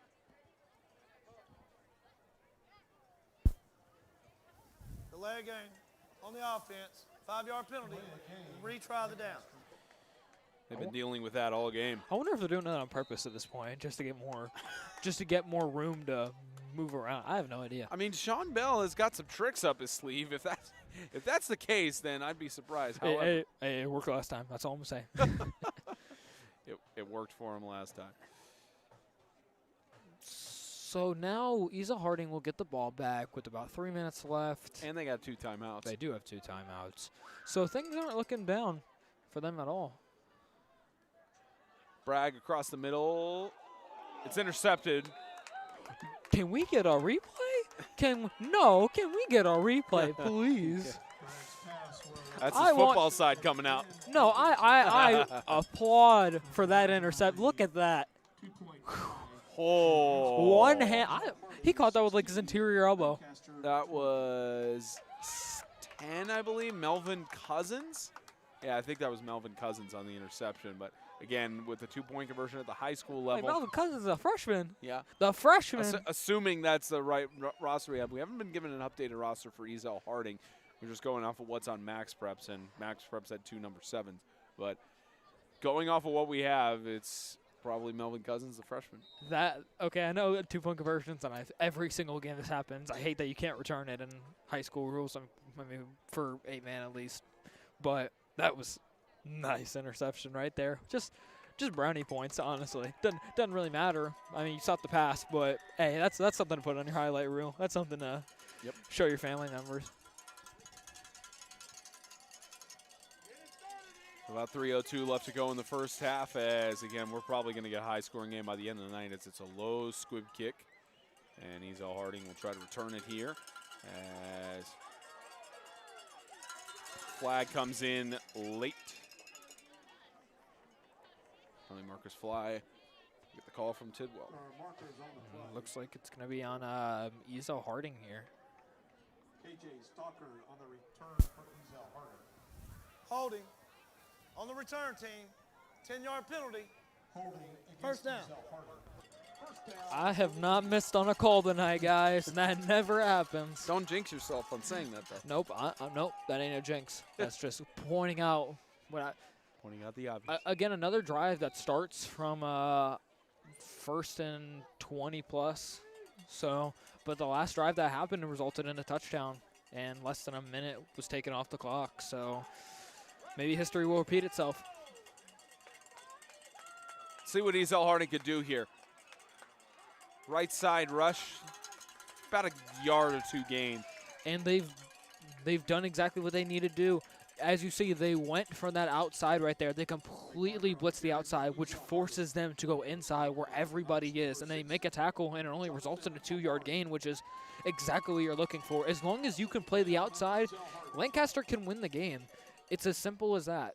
But because they've been playing the pass good, they've been playing the interior run game good. If you can correct the issues on the outside, you are beating Ezell-Harding all the way through. And Lancaster leads by 4 right now, possibly going into halftime as moves Jamari Liddell to the left side. And actually, Blake Barker on the carry gets it to a 3rd down and 4. No 2-minute warnings in 8-man or high school football. So not even in collegiate football. That's what yeah. So we are just going to run straight through this. And again, he finds a hole, but it's not even that big of a hole. It gets 4 yards, but it's better. All you need to do, like I keep saying, just contain the outside because you're beating them everywhere else. Blake Barker coming off to the sideline to talk to the trainer a little bit. Well, either the trainer or go to the bench a little bit shaken up as Liddell is going to carry up the middle. Jamari Liddell weaving outside. Gets stepped out of bounds, but enough for a 1st down. That's a good tackle right there. Because what he doesn't do is Liddell tries to make a move, and it looks like Ezell-Harding's going to call. There might be a flag. There is a flag. It's going to come back. Waiting for the call. They're getting it on the side, and Looked like it might have been blocking in the back or holding on the offense. they're discussing it on the field.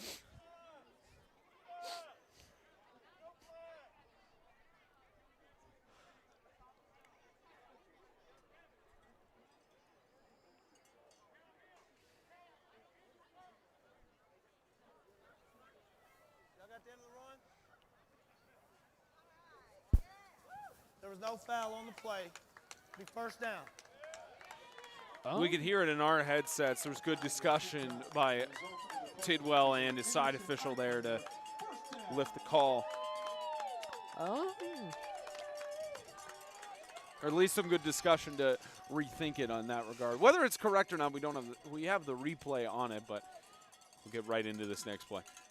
I'll say, hopefully a big play does not happen so we can watch that replay and see what there might have been discussion over. Let's see what they have at the line. Here it is, real quick before they snap off the ball. As we'll go back to it. It's all good. Yeah, it's something possibly at the line, but it's another rush up the middle. And Jamari Liddell. Jamari Liddell shoved as he gets out of bounds at about the 30-yard line. Great awareness to stop it with exactly 60 seconds left and moves the chains for. And Lancaster looked very frustrated there, as if they wanted it looks like if they wanted some sort of flag right there for blocking the back or something like that again. Ezell-Harding looks like they might be getting away with a lot of holding or something like that. I'm not saying anything, but Lancaster's obviously frustrated by something. So, and again, they get to the outside because it was an interior run that bounced to the outside. If you play outside, he's not going to break through the middle. He's not breaking through all those guys. We've proved that the entire game. I'm sure Ronnie Perkins and company will review that if there is anything suspicious, but Jamari Liddell gets a gain of about 4 or 5 yards. Big tackle right there. We're going to see if Ezell-Harding uses one of the timeouts. It looks like they're offensive. That was Liddell calling. Liddell or McGee calling the timeout there, so they got one more timeout left in the half to use with 47. The key to Ezell-Harding right here is to just get one big play, or maybe you can catch them off guard with the passing play, because you have 47 seconds left, but you only have one timeout, and you don't. And I understand that the ball or the clock gets stopped in order to reset the down markers now, but so you either have to bank on a first down after a first down and drive very quickly, or you have to hope on a big play. And at this point, keep running it to the outside. You have the sideline there. The sideline's your friend. The outside running game has been your friend the entire game. But if you're feeling bold, we want to catch them off guard, I think a pass game to keep them on their toes and keep them worried in the second half wouldn't hurt. McGee and company just thinking it over as you see him get back to the line. And now a 2nd down and 6. 47 ticks left on the scoreboard. Liddell looking for a pass. He's got pressure. Trips up on his feet a little bit. Gets it off to the right side, but short. And that might be a major reason why they've been a rush-heavy team this season. I mean, the blocking was there. It looked like just nobody got open. Looks like Lancaster kind of expected a pass play just with the shortened time. It didn't hurt, though, because, you only took around 5 seconds off the clock. I mean, I think it was a good play call. I mean, it's what I wanted them to do, so it's nice to know that Ezell-Harding and me have same mindsets whenever it comes to closing out halves. 39 seconds left for Lancaster to close it out here and have the lead going into the locker room. But at least for now, Ezell-Harding trying to take the lead at the end of the first half of their homecoming game. There's Liddell again. He's going to air it out to the left, and what a catch! Touchdown! And what a jump ball, 50-50. He throws it at the back shoulder right there. As we're going to see the replay right there, a simple drop back, a nice little stop and go. Throws it right to the outside shoulder in order for him to make a move. Lancaster tries to play the ball there, but unfortunately couldn't get to it. And because he tries to play the ball instead of the receiver, it results in a touchdown. So now we're at 22-20 here. Albert Clark, the freshman, trying to make the defensive stop there, but this is an incredible catch. Wasn't it 0-0 at the first quarter? And now we're 22-20, which could be 24-20 if this goes right here. We've seen that happen a few times in Lancaster's games where it's been 0-0 at the end of the first quarter. And carry inside easily into the end zone for Braxton Coleman. And Lancaster missing a 2-point conversion earlier. Not able to defend Ezell-Harding on it. There are seriously thinking about that now, as it's now 24-20. So now here's the time, because they've called 2 onside kicks here in this game, and you don't want to give them that shortened field because it's 32 seconds left. They have no timeouts. Just punt the ball deep. You know, even squib it wouldn't be a bad option either. I mean, if you trust your special teams, do it, but I wouldn't trust Deuce Bragg in a short field to, you know, because the guy's got talent. You don't want to give that guy a shortened field. That's a challenge right there, and you don't want to risk something, and then after that drive that played out perfectly, go into half losing the game. Kicking off for Ezell-Harding, number 2, Kane Braden. Kane Braden kicking off for Ezell-Harding. It's another onside kick attempt, and it's picked up immediately. Attempted return by Jacob Anderson. And now you're at the 38-yard line. I don't like that call by Ezell-Harding. I hope it doesn't bite them, but I don't get it, because 38 yards, they have a field goal kicker. It's not like they have to get a touchdown here. The clock stops, an easy spike, one easy play could get them points on the board before half. Be interesting to see if they give Ryan Arrington the chance to go for a field goal here, but can Deuce Bragg get a touchdown in the final seconds? Bragg, quick toss to Horde. Jordan Horde to the left, weave it through, and gets out of bounds. And it'll be spotted at about the 30-yard line, a gain of 8. And hence why I didn't like the call, because a dump-off pass that was maybe half of a yard goes straight to the outside and gets for a gain of 7 and takes off only 4 seconds off the clock. That shortens this field for Lancaster. 2nd and 2. Bragg in the final seconds. Final 20 seconds. Has the post open on the right side. He's got one person pressuring him, finds to the right side. You're right about that post. Gets it, and I believe Albert He just needs Clark, to go down. the receiver there. And he just needs to go down. It's down there, and they have no timeouts. So they do get a first down. They have to stop it. They stop the clock for the placement. Spike it. They got to spike it. 8, And Deuce Bragg had that post open for a good portion of time. And Bragg will spike it down. And that is a new rule. That is a new rule that was implemented this season. Is that as a quarterback, you can spike it from the shotgun. Okay. That was I was literally about to make a call saying I thought that you couldn't spike from the shotgun. I thought that'd be a fumble or something, or intentional grounding.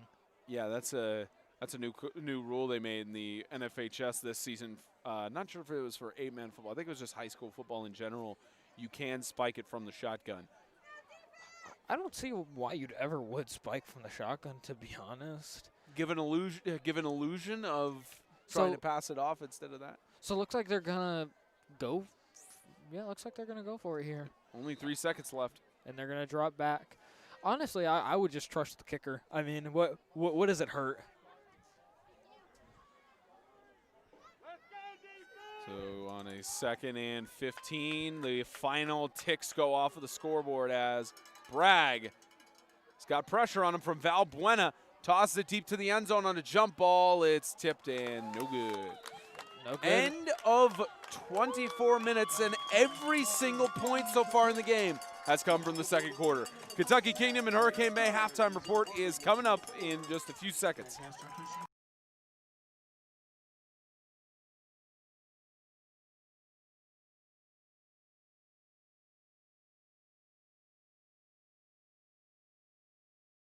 Welcome, everybody, to the Kentucky Kingdom and Hurricane Bay halftime report. I'm Spencer Tomset. That's Jack Helwig, and they have put about 15 minutes on the scoreboard, so it'll be an extended halftime.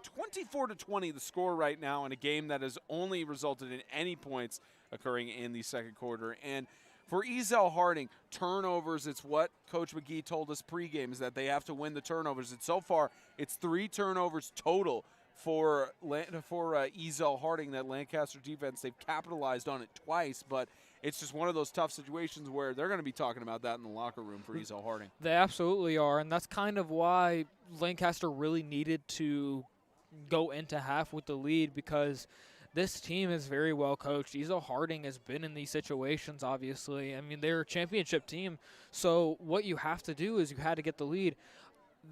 that onside kick almost cost them there at the end of the half right there, but Lancaster's going to have to do a good job containing that outside run in order to stop Ezell-Harding.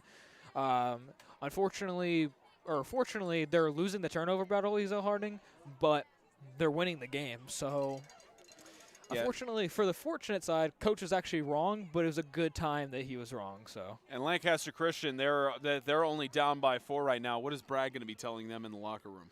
Bragg is going to tell them, listen, guys, we do not want to go back to May Flanders Field. We've done it for 2 years, and what's happened?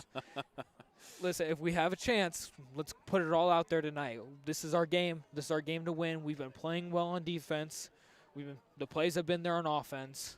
We just need to close out this game before Ezell-Harding wakes up and plays to their full peak, because they're not playing to their full peak right now. Lancaster somewhat is, but it's still very close, still very early. There's 30 more minutes left of this football game. About 30 more minutes and about 13 and a half left on the scoreboard for halftime as they honor their seniors and everything for homecoming. So we'll be back in about 13 minutes and 10 seconds. You're watching thekingdom.com Extreme Game of the Week.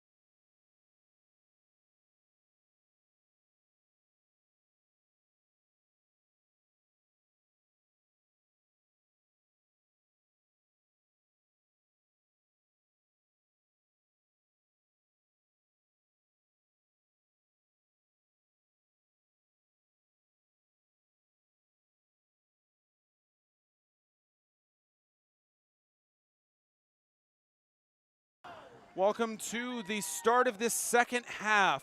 Another onside kick and another one fallen on by Lancaster's kick return team. 24-20 the score. Spencer Tomset and Jack Helwig bringing you the action here from Antioch, Tennessee, as what's been a close game thus far, and the question is, how much are these guys fired up coming out of the halftime locker room is the big question, but we'll have to see where it goes. And Lancaster starts off, they kicked off for the first half, and now Bragg and company has the ball to start off the second half as Horde gets the reception to the 45-yard line. Nice little outside route right there for Lancaster. Gets him a nice easy gain of about 6 yards there on the play. Good way to start your drive off.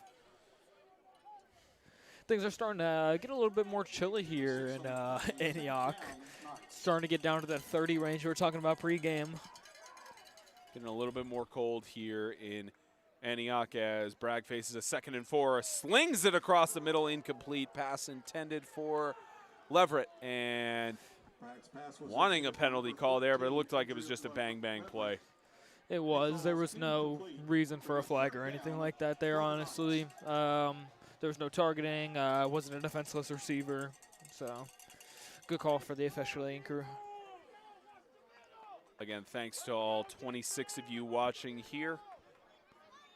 Thank you for spending your Friday night with us for the Kingdom.com Extreme Game of the Week. Here's Bragg, another sling, and it's picked off. There's a flag in the backfield, but it's picked off. This might be coming back as Braxton Coleman gets the interception, and another flag coming on the backside.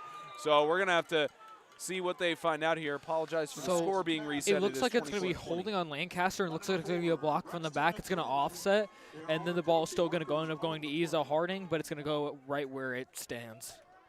You've been perfect so far on your penalty predictions, and we'll see if Larry Tidwell and company agree with you. Waiting on Tidwell.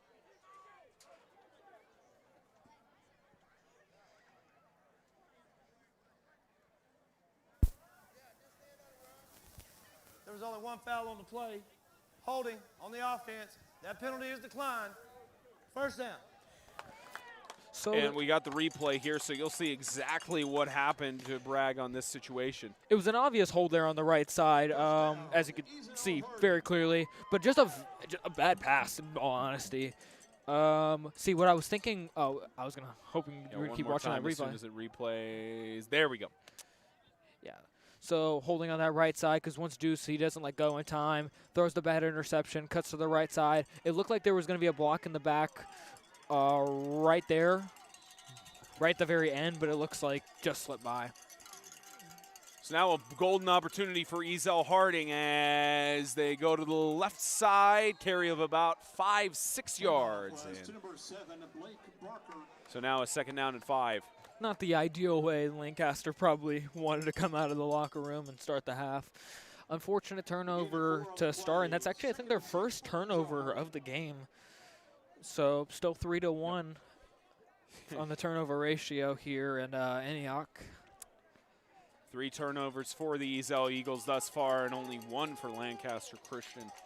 And Lancaster only capitalizing on 2 out of 3 of those turnovers, but they're down by 4, and Ezell-Harding trying to get a score here.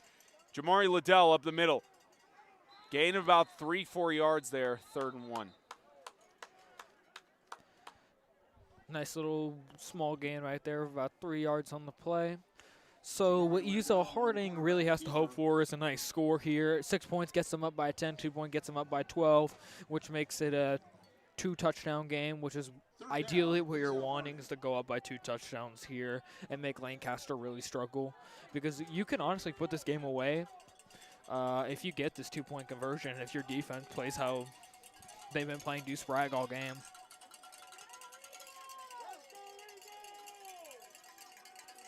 Third and 2. Liddell will get the first down, and trying to find an opening on the outside. Will get a few yards there, but not a big enough opening to his liking. So avoids a late hit out of bounds there. Looked pretty close from my angle. Obviously, I can't see all the way over there, but good call by our fishing crew for not flagging that down. Tidwell and company have been solid so far. Only about maybe 5-6 penalties all game. And they've lifted a few flags thus far to piecing all the angles together. And now 1st and 10 on the 34. Liddell is going to hand it off. Here's carry right side. Braxton Coleman tries to push forward and gain of about 3 yards. That's all you got to do is stop those outside runs. That's what's killing them in the first half. So we talked halftime when you guys were away, and the keys for Lancaster in order to win this game is Deuce Bragg has to hit his open targets. There's been open wide receivers for Deuce Bragg to hit. He just hasn't been finding them. The second key and the third key both rely on the defense, stopping those outside runs. That's been the killer for Lancaster. They haven't been able to stop them, and then once they get that open field, that's what's really been getting the scores for Ezell-Harding. And the third case is physicality. Lancaster has not been playing as physical as Ezell-Harding has on the defensive side versus their offense, and that's what's really going to stop them. 2nd and 6. Left side, Jamari Liddell tripped up for a loss. Several Lancaster players getting the stop there. And Lane Spurlock, one of the players in there, but looks like Jamari Liddell is down, and that's a big loss if he has a serious injury, but hopefully nothing serious as we step aside for an injury timeout.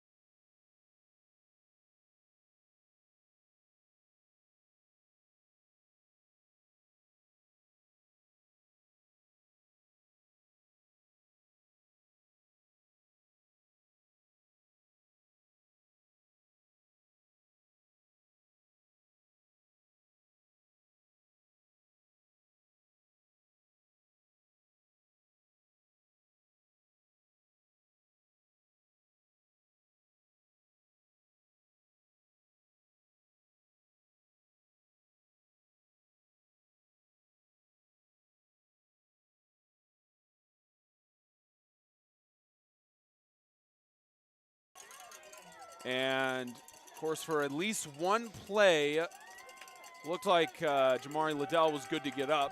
But at least for one play, he has to sit out as looks like some trickery. Incomplete. And almost that one play that he goes out for almost turned into a big first down right there for them. So now we're about 4th and 12, I would say, somewhere around there, which mainly was started by the great tackle there by Lancaster. So it looks like they're going to go for it. And if they can get a stop here on Ezell-Harding, that it's huge. And I can't stress enough how huge it is. So now it's a 4th down and 8. They stopped that trickery play. And, of course, this deep in Knights territory, they'll go for it. And Jamari Liddell back in. Liddell with the carry. He's going to be stopped, and it's a turnover. And completely stuffed right there. And that was from number 88, if I read that correct. Looked like there was double number. Oh, it might have been Spurlock. It looked like if it was double numbers and high numbers, then it was definitely Spurlock. So he lit up the interior right there. I mean, it was a good gain of yards, but that's exactly what you needed to do. That's every single key Lancaster played. They played physical, they stopped the outside run, and now Lancaster has to get the ball back. So all Deuce Bragg has to do is hit these open targets. Let's see if Bragg can get the job done. He's got a 1st and 10 from his own 29, and Horde is going to go to the right side. Horde tripped up for a gain of 4 or 5 yards. And Horde for a passing offense doesn't look too bad tonight. I mean, he's had a couple good run plays through the entire night, a couple good gains of yards. The only scare from him tonight was that one ball that was punched out, but Lancaster ended up recovering it, and I believe they scored on that same drive. 4-point lead for Ezell-Harding about midway through the third as catch made. Hargrove gets the reception and gets back to the line of scrimmage, actually a loss of a yard on the play, 3rd and 5. And that was not the person to hit right there. Deuce Bragg actually had that slant route open at the bottom of your screen. Unfortunately, throws the flat right there and then completely gets lit up for a loss of 1 yard right there. And that's the key. Deuce Bragg has to hit his open guys because so far Ezell-Harding's pass defenses look pretty suspect. 3rd and 5. Bragg has got pressure. He's got him open in the looking middle. for it, open in the middle, and the catch is made. Andrew Leverett with the reception and across midfield. Sorry to interrupt you there. You're all good. This is a good play. I'll say he had 2 guys open there in the middle of the field, as you can see at the bottom of your screen. Completely splits the seam, finds another guy again in the middle for additional 7 yards there, and good play right there for this Lancaster offense. Now they're across midfield at the 47, and this Lancaster offense down by 4, trying to take the lead with a touchdown.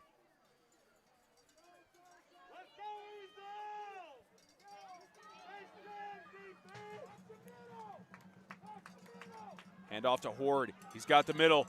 He's headed to the outside. Horde going a little bit head first there to get the first down, and there's a reason why Jordan Horde is so powerful in the backfield, and they're going to miss him when he graduates.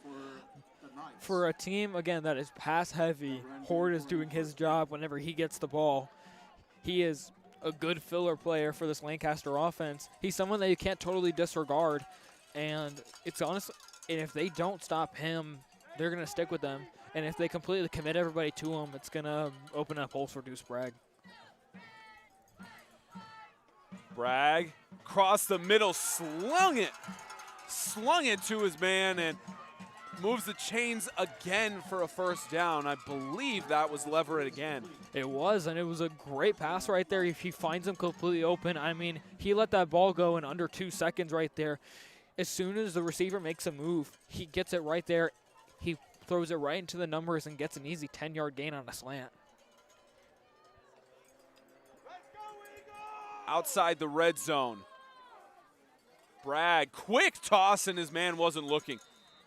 Tried to get Leverett on the quick reception, but incomplete. One thing that's very stressed in good quarterbacks in the NFL is getting rid of the ball quickly. It's what quarterbacks like Tom Brady do. And I'm not comparing Deuce Bragg to Tom Brady when I say that, but it's a good trait to have whenever you get the ball out and you don't hold on to it. The longer you hold on to it, the more likely you are to make a mistake. Bragg, a little bit of a high snap, but gets the toss out quick to Horde. A gain of 3. So gain of 3, we're at 3rd and 7 coming up right here.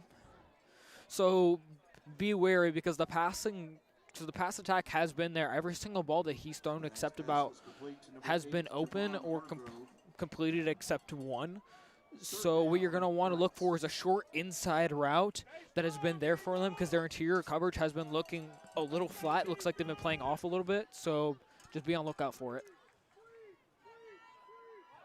3rd and 8. Bragg to the left side. Incomplete. Could have been a touchdown, but just incomplete. Intended first man Arrington. Either that or Leverett. So do we have a replay? See if I can catch the backside of it. It falls incomplete.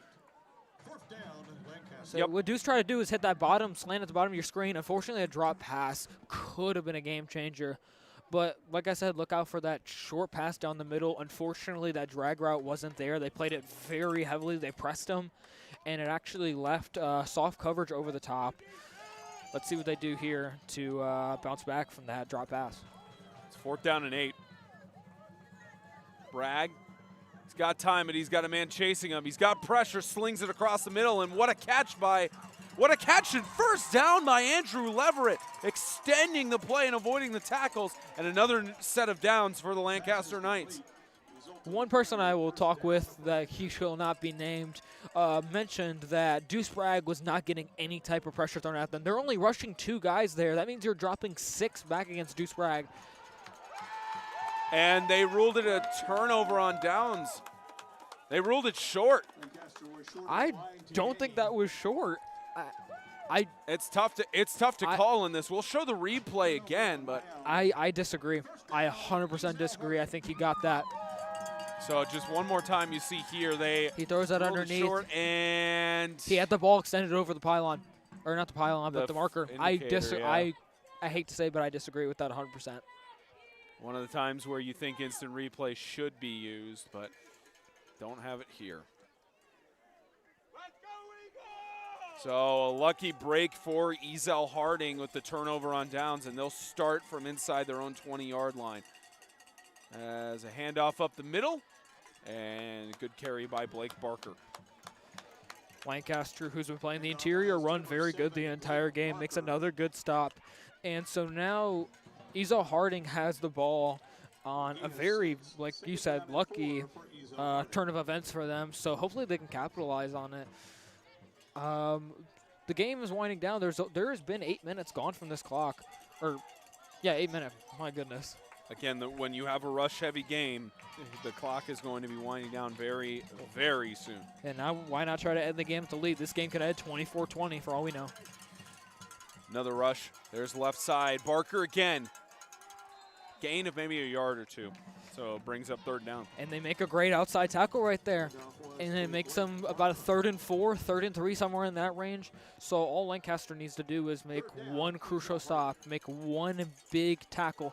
What they need to do is get pressure to the quarterback whenever it's a passing play or whenever it's a pitch play. If they can really blow that up, it's huge. Because it'll drive them back at least a couple yards, and it gives you more room. So that way the 4th conversion won't be as hard. 4 yards to gain, and Liddell is going to shovel pass it to Coleman, and Coleman is brought down behind the line. Just like that. That's exactly what they needed right there, as we're going to see on the replay. As I said, they needed to blow up the backfield on a pitch play right there. Lancaster drops back. He looks for it. They set that edge and completely runs through him. He doesn't hesitate. And like I was pointing out, agile guys, they prey on you to stop your feet, because if he stops his feet, he gets the outside because there's no one there to help him. Instead, he runs through the numbers, makes a clean tackle, gets a loss of 3, and now they're going for it on a 4th down in bad territory. Devin Hargrove got it there, and they fake it for the line drive punt that goes all the way to the 42-yard line. And so now Lancaster with decent field advantage to start their next offensive drive. Can't complain about being on the 42-yard line, if I do say so myself. I pointed this out during the Riverside game. I don't know who was in this broadcast. I was watching that back when I was commentating. I hate, and I can't stress, I hate that fake punt, quarterback snap, because they're not buying it. There's no way you go for it on your own 12-yard line when you're going to punt the ball. So why not just get the yards back, get a good punt, prevents the block? Doesn't make sense to me. Bragg on a 1st and 10. Got pressure. He's got room to run. Slides down for a gain of 8 yards. And I respect the slide right there. He doesn't try to do nothing too fancy. Gets down and keeps his drive going. Nice play by Deuce Bragg. Just steps up in the pocket and gets an easy gain of about 7 yards. Bragg on the quarterback keeper. Second down at 9. About 7-8 yards, but second down here. Bragg has got Horde to his left to block, and quick toss to Horde. He's going to get the first down, a little bit more. Horde, it takes 3 men to bring him down as he gets down to the 40-yard line. They're playing that underneath coverage very inconsistently. Sometimes they're playing it very soft, and sometimes they're playing it very hard. And on a play that's 2nd and 3rd, you would think they would have that flat cover, or that underneath curl route, whatever you want to call it. You think they'd have that a little more contested, but instead they play it soft, and it gets him about 8 yards after the catch and gets him a first down and into important territory. In Eagles territory at the 40, Horde is going to carry it for a few more yards, or at least attempting to get a few more yards. He'll just get 1 there, 2nd and 9. And he's been doing a good job of waiting for those blocks to open up on the right side and left side in order to cut through holes. Unfortunately, the hole wasn't there because Ezell-Harding played that just kept up with Lancaster's offensive line, and unfortunately nothing opened up. Still gets a gain of a yard, but great play there by Ezell-Harding. 2nd and 9. Bragg is going to sling it to the right side, and what a catch! stops him at the 20-yard line, and I believe Leverett was his intended target. And I'm not sure what kind of coverage that was, but that was a great pass by Deuce Bragg. Gets the ball about a second and a half, immediately finds the receiver open on the right side, looks, hits him right in the numbers. Great catch there and great route run. And there's a quick play by Horde as he gets to the left and stopped out of bounds. There's been a lot of interesting plays going towards the sideline, a lot of late tackles and everything like that. See officiating, crew talking with Ezell-Harding there on the bottom of the screen. Trying to keep them all in line, because whether you agree or disagree with the call, it's the call. Yep. Bragg is under pressure, avoids a tackle. He's going to go mobile and dives as he collides there, and short of the first down marker. And I'm sorry, but that's exactly what happens whenever you don't pressure the quarterback right there. I mean, they're rushing 2 guys, maybe 3 guys. They're dropping 5 back in pass coverage. The safeties really aren't doing much for Ezell-Harding. They're just kind of standing there waiting, and they've made maybe 2 plays the entire game, and it's kind of killing them. And a high snap. We saw some of these mistakes earlier in the year, and Bragg is just going to fall on it at about the 32-yard line. That is not the mistake they needed in this situation. Terrible mistake. That's just, you've been driving this entire time. You have a 3rd and short coming up. The passes have been there, and now we're looking at about a 4th and more than a quarter. I'm talking about 32 cents probably to the dollar. So I want to see if they're going to actually put this into the 4th quarter so they'll have more time to discuss about it, or if they're just going to run a playoff before the 4th and just hope for the best. Depends on if the play clock lasts enough for them. And, yeah, they've got enough time. They'll get one play for it at the end of the 3rd as Bragg scrambles several flags down as he tosses it incomplete. But Tidwell and his back official threw a flag in the backfield. So, see what we got.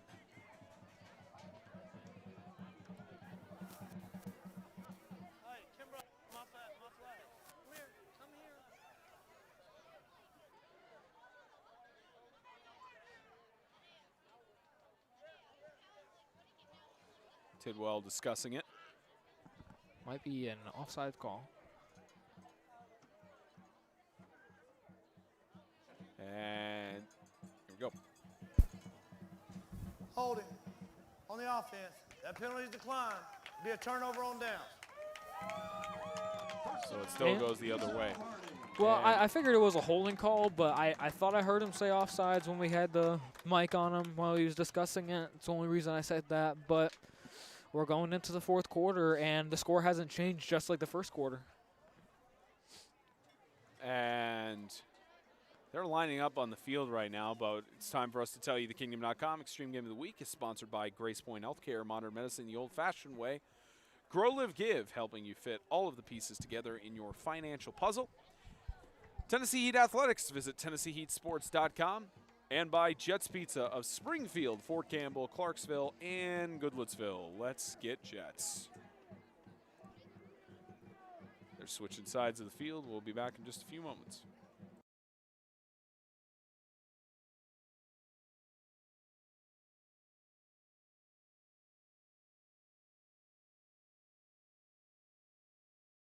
"12 minutes remain in this game to determine who will host Lighthouse Christian School in the 1st round of the TSIAA playoffs, and who will go on the road to collide with Christian Community. And looks like maybe a false start. Marker on the play. Prior to the snap. False start on the offense. 5-yard penalty. Move it back 5 yards. So I'm going to be honest. If I'm Ezell-Harding, I'm ending this game as quick as possible. I'm running out, so I'm not even going to go for the score. I'm just going to keep running this ball, get this game over with, go home, enjoy your hosting game, because you don't want to give them a chance. Yes, a score would really take them, but just get the game over with. There's a handoff up the middle. And carry there by Blake Barker. Coming up here on a 2nd and 12. One of the things that Lancaster is going to have to do is they're going to have to get points on the board, but they're going to have to do it in grand fashion. They're going to have to drive. They're going to have to work up some magic because, unfortunately, it hasn't been looking too hot for them. And Liddell airs it out across the middle, and what a catch! Reception by KJ Stockard. Touchdown.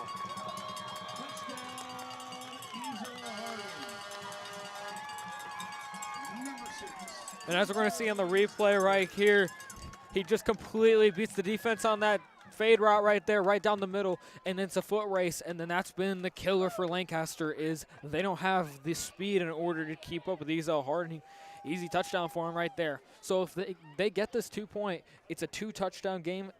If they don't, it's still a 2-touchdown game, but if Lancaster gets 2 touchdowns, they'll take a lead. That's kind of weird how it works, but Ezell-Harding really does need the 2-point conversion right here. Yep. They needed to at least keep it tied up because they've been able to defend Lancaster Christian on those 2-point conversion attempts. And Ezell-Harding's been really good on their 2-point conversions. Only one of them have not been completed, and that was the very first one of the game. And it's going to be Liddell up the middle, practically untouched, 32-20. And swap the camera in just a moment. Forgot to swap it over for the wide view, as you see the advertisement for Kentucky Kingdom and Hurricane Bay from the halftime report. But we have one person blocking our view. Maybe you'll sit down in a few seconds. There we go. But see the wide shot of the field here, and so now we are going to go over to Lancaster's coach. And this is always the fun part. We try to find the coach, and I feel like I always get the wrong guy. Let's see if you got him. Yeah, you got the wrong guy. Yeah, he's got a headset on. He's to try the. Let's get the kick, and then we'll figure out. I think he's the one on the far. Might be the one on the far right side, but we'll get the kick first. Give me some time to total his record as well. And it goes out of bounds there, and it's the guy with the headset slightly to the right. There he is. Coach Jason Bragg coming into the year was 17-4. So now 18, 19, 19-4, 19-5, 20-5, 20-6, and now 21-6 coming into tonight in just his 3rd season overall. Well, that's a great start, but unfortunately, it's going to look like it's going to be 21-7 because of that crucial score by Ezell-Harding. The good thing was they got it at the very beginning of the quarter, so they have a lot of time and they have good field position. So the game's not over. Don't back down. You just need to fight harder. Lots of time as Lancaster starts across midfield. Bragg, quick toss to Horde, and gets tripped up immediately. A loss of a few yards on the play. DJ Reed getting the tackle. And then that's just been the inconsistency is they play it very hard like there. They play it very soft, and they let up 8 yards. And right there, they do play it hard. So what Lancaster needs to do is they need to get a score on the board as quick as possible. You don't need the 2 points, but it would help. But you just need to get a touchdown. You need to get in that end zone at this point. Gained about 3 yards for a 2nd and 7 as this Lancaster offense tries to push forward. Bragg scrambles. He loses the football, just loses it off his grip. Fortunately, Lancaster recovers it and going up the field. It's a collision there with Spurlock was the man to recover it and the man to make a play off of that. And that's what you like to see right there. He just picks it up, runs through them, talks a little bit at the end. That's what you like to see. Unfortunately, I think the coldness just got to him, but it was a great play. Gets to the outside and watch us hit at the end. And then just stares him down. And that's where you need to bring the dog out when you're down. You need to fight like a wolf whenever you are in a playoff implication. Things are against you. You're back against the wall. This is the time to fight. Third down, Knights. So they move the chains for a first down, and now on the 39-yard line. Well, they actually correct that on the field, so he didn't get enough for the first down there, so they move back the chain member there for a third down. And it really looked like he did get the okay. But, I mean, like, I didn't think it was by 2 yards. Okay. about a 3rd and 3. So they're coordinating it here with Sean Bell.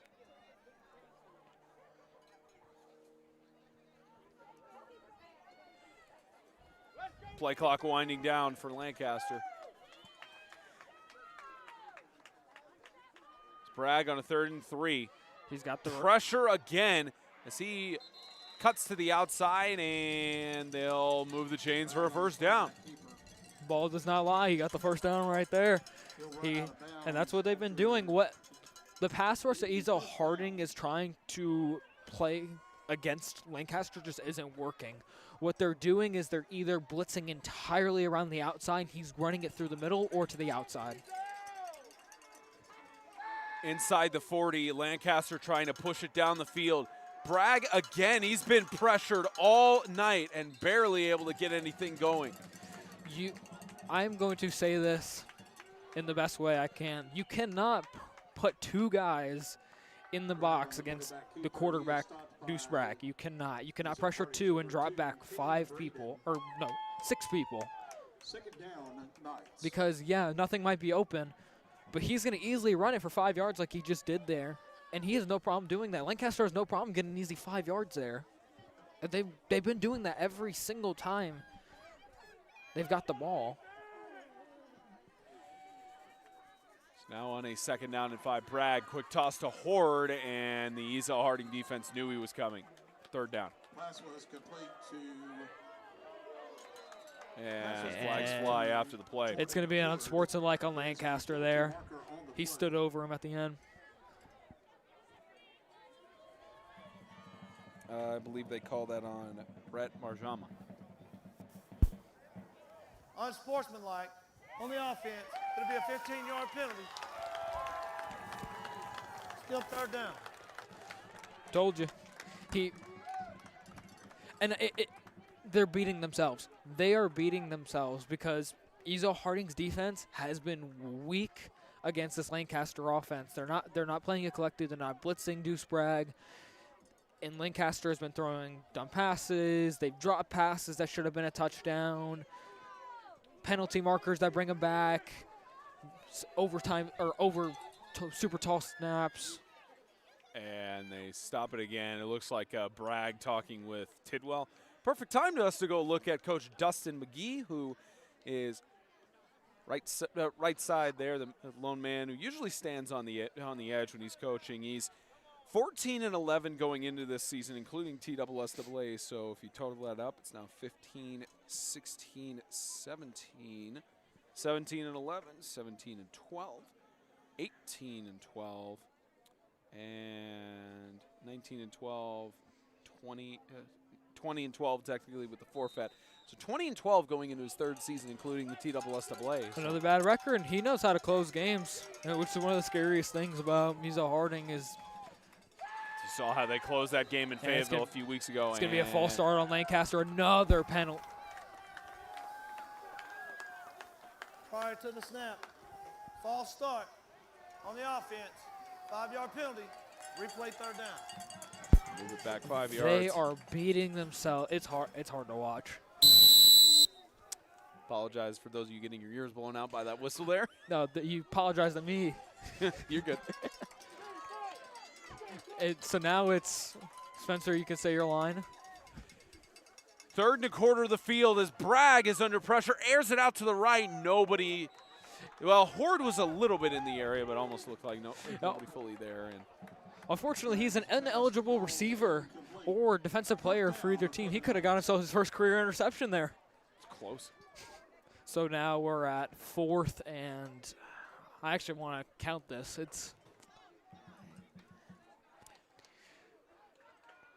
Yeah, about 4th and 25. So You got to go a quarter of the field. And just because of extend stupid, unsportsmanlike conduct, I mean, false starts happen, but the mistakes are what are getting to Lancaster here. As Bragg slings it and a catch made. He beat his man. Touchdown, Lancaster. way to split the seam. What a play by Lancaster. It was a wide open pass. Again, they only rush 2 in this situation, but then they completely leave it open because they have a safety so far back. And then he plays the ball, but he's 5 yards away from the ball, and he has it so dead set he doesn't play the receiver at all, and it leads to a touchdown. And that coverage kills him right there. Wow. And that just put Lancaster back in the game. This 2-point conversion is crucial if they want to take the lead. But if they don't get it, if they get another score, they have another chance to take the game. So right here is 6-point difference. rather do it now than later. And delay a game again.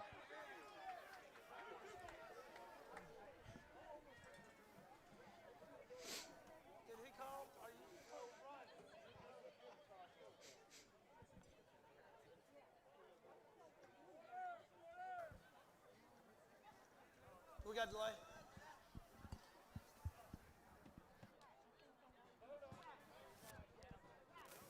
Delay a game on the offense.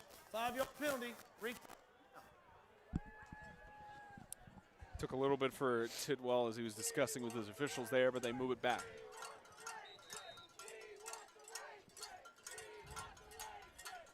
It looks like it's a strategy for them to go for a delay of game. And Ezell-Harding calls their first timeout.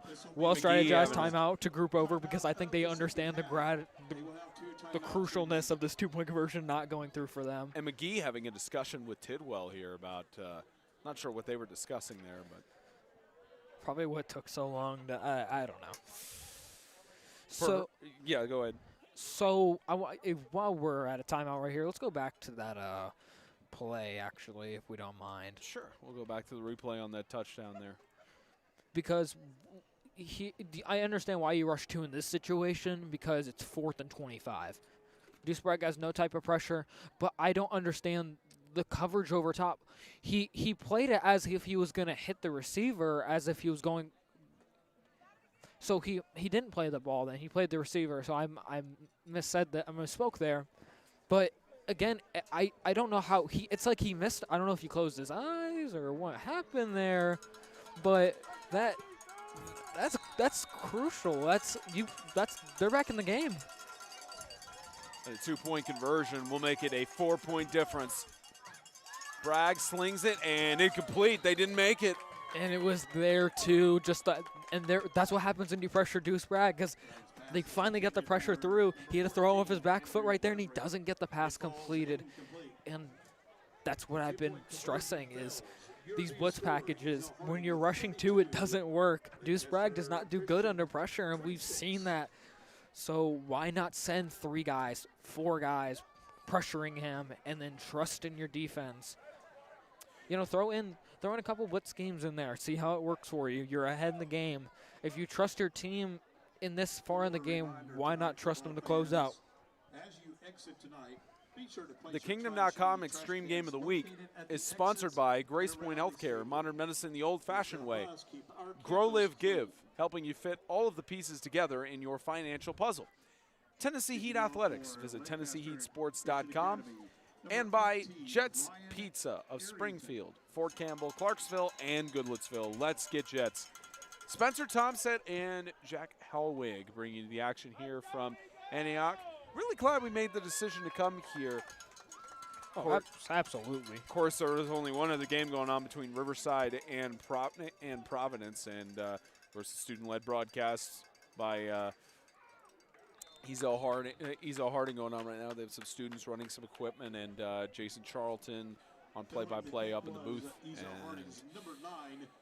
it's just been a good night thus far. It has been a good night. It's been a very good game so far. So I'm going to go back to what Ezell-Harding is to do. Just end the game. go home, get on the bus, pack up, leave immediately. Well, they don't have to get on the bus because they're already home. But I mean, they could go to the bus that's over get over in your there. parents' car and leave. But no, the game's there's 7 minutes left. You have the lead. That score, I mean, it helped them, but not really. First and 10 years, Liddell is going to carry it. He's got blockers. Liddell getting to the outside. Can he beat this man? Shoved out of bounds by Hargrove. Would have been a touchdown rush if he had not been shoved out of bounds there. And we're going to watch the replay right there.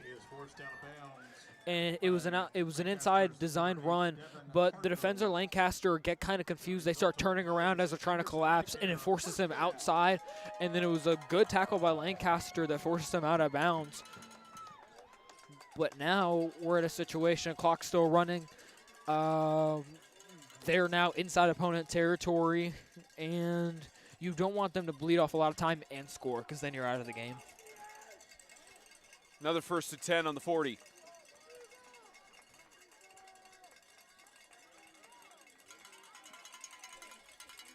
Trying to get him on a hard count.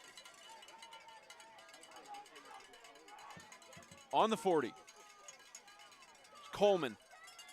Braxton Coleman for a gain of 4 yards for a 2nd and 6. And just want to get a quick shot of the bus over there in the end zone and tell you guys a good story while setting up for the next play. So that bus, I talked with Ezell-Harding's athletic director before the game and joked of how often does that bus get anywhere, and he mentioned, well, we've taken it, we get it repaired and it works for a little bit, but after 4 or 5 times of trying to move it, we have to call and say, hey, the bus is broken down on 65 again. So they've got some other buses that are replaced, but that one is more a centerpiece now for their athletic complex. So little tidbit story for you there as they face now a 2nd and 6. Here's Liddell again, trying to push that defensive line, but stopped about at the line of scrimmage. Looks like he got the first down there, or it might be a yard short or something like that. When I said line of scrimmage, meant the first down marker, but moves it for another 10 yards, first down. And their bleeding clock, you need to get them off the field as soon as possible if you want to have any chance in the game. This is the time to play physical with 5 minutes left, because there are playoff implications on the line here. If there's something to fight for, it's that. Now they do have 3 timeouts. Lancaster has 3 timeouts left, and they use one here. So trying to save some clock at least to get some more time. But I would have instantly used it as soon as I found out it was first. As soon as that officiating crew, as soon as they instantly made the first down call, I'm calling timeout immediately, because now 10 seconds are gone. So 5 minutes, 25 seconds left.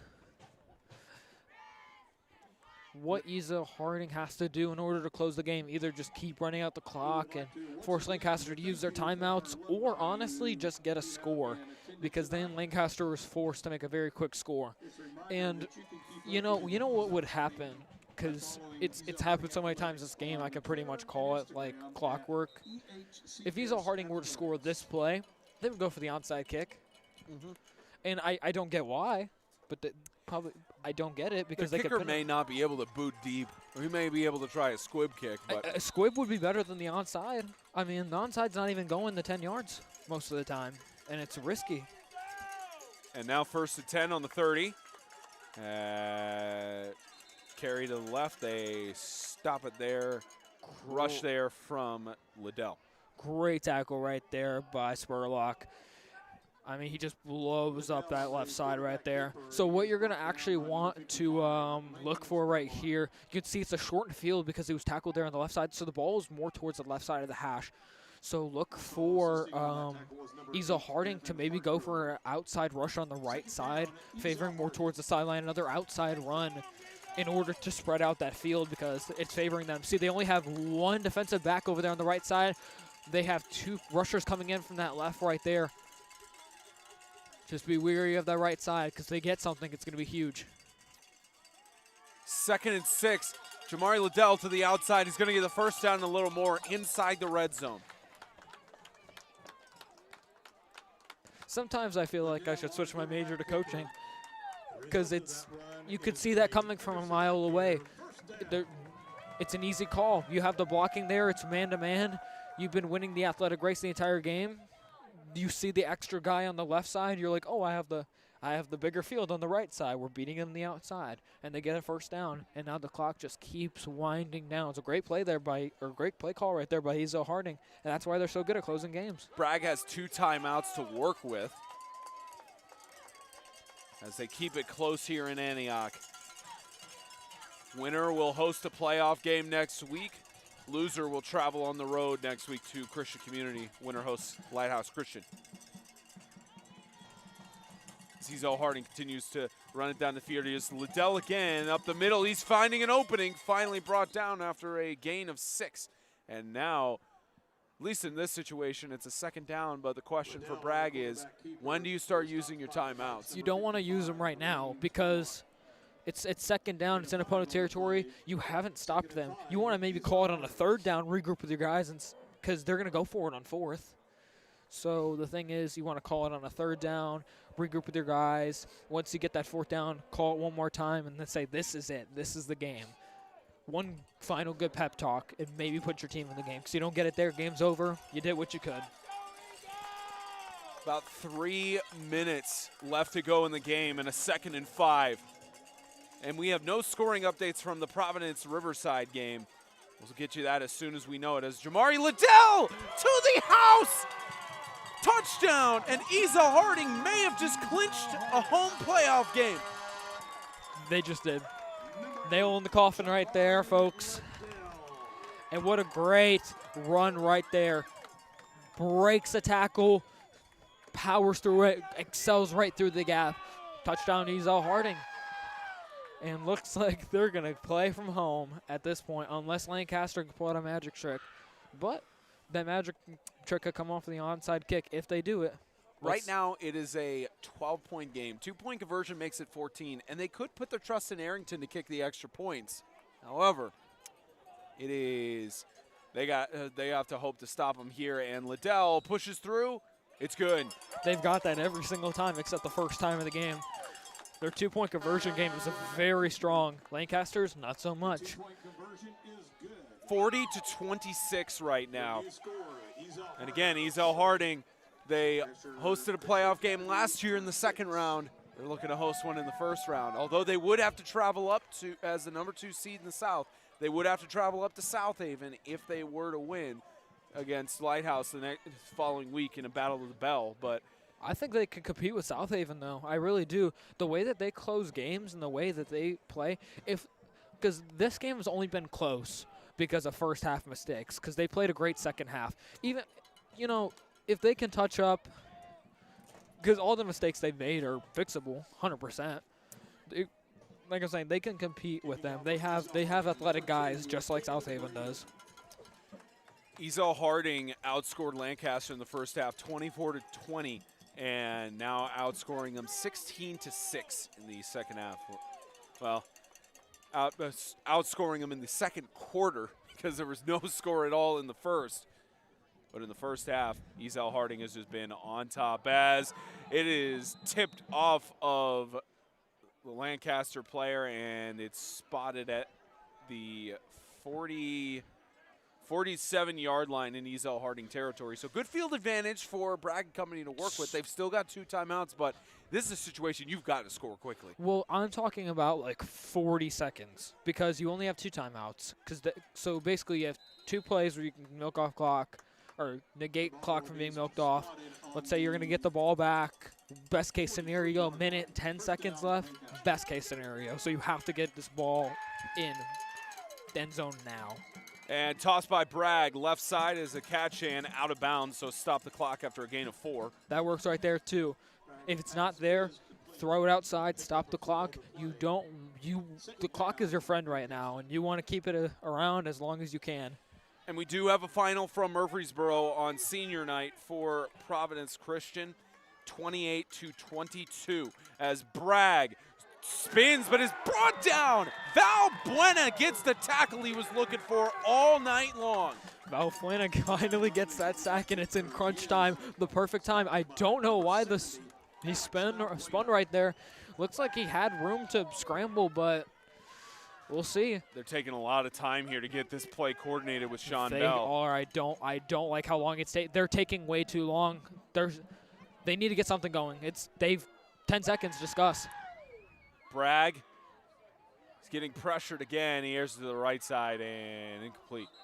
And they're looking for a ground. There was a receiver in the area, so Yeah. they wouldn't be grounding. yeah, no intentional grounding on that. They had a receiver over there. I don't. They took so much time to call a but call let's a play look at there. this Valbuena sack It while was they're loading up. crucial sack right here. It was a great play. So they rushed to, and then again, that's been. I don't know if he felt him on his back, but Valbuena comes up, and instead of Deuce Bragg taking it there or throwing away the ball, and then that spin, just killer. So now you need to score this play, and best case scenario, you get the ball back now with 40 seconds. Bragg looking for something they're not going to go for there as Horde stays on his feet, collides with player there, and gets it back. But they got to hurry up. It's on a 4th down and 5 here. They got to hurry up to the line. And Ezell-Harding is a little bit upset at the officials for a call. They should have got him for taunting there after he got him. And they were talking to the officials. They thought that there may have, did they lose track of the down here? And Tidwell talking with his officials. They did. No, that was 4th. See what we had here. So 2nd down on that Valbuena sack, the 3rd. So that was 4th. Yeah. That was 4th. So McGee talking to the officials with it. There's no way. No, first of all, they should have got him for taunting after he ran over 2 of them. But then It's ruled 4th down. there's no way. Apparently now it's 4th down for the Knights. Okay.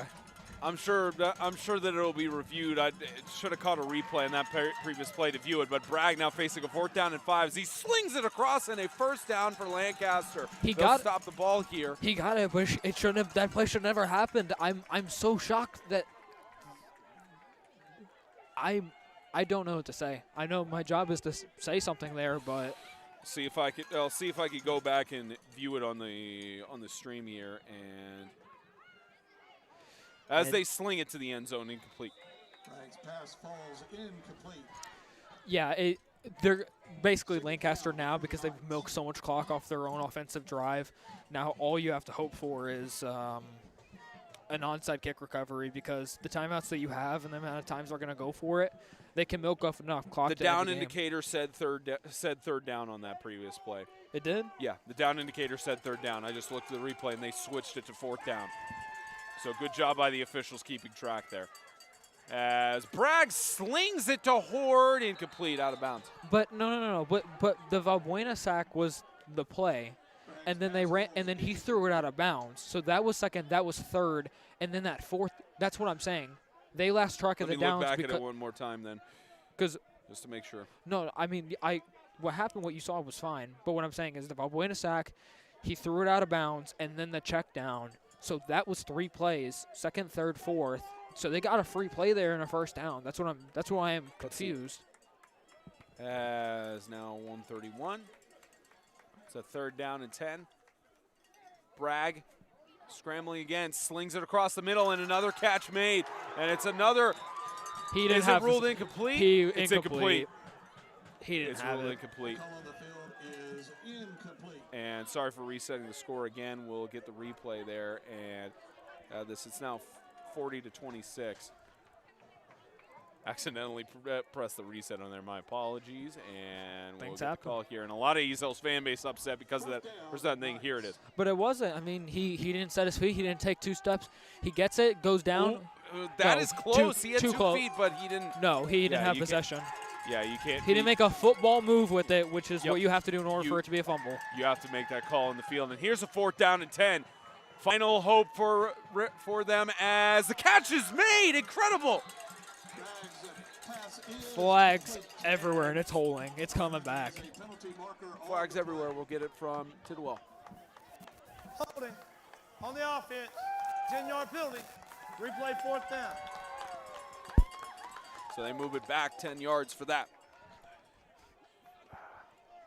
And just to make sure I got you here. So it was a third. So it was third down here on that. So that toss incomplete.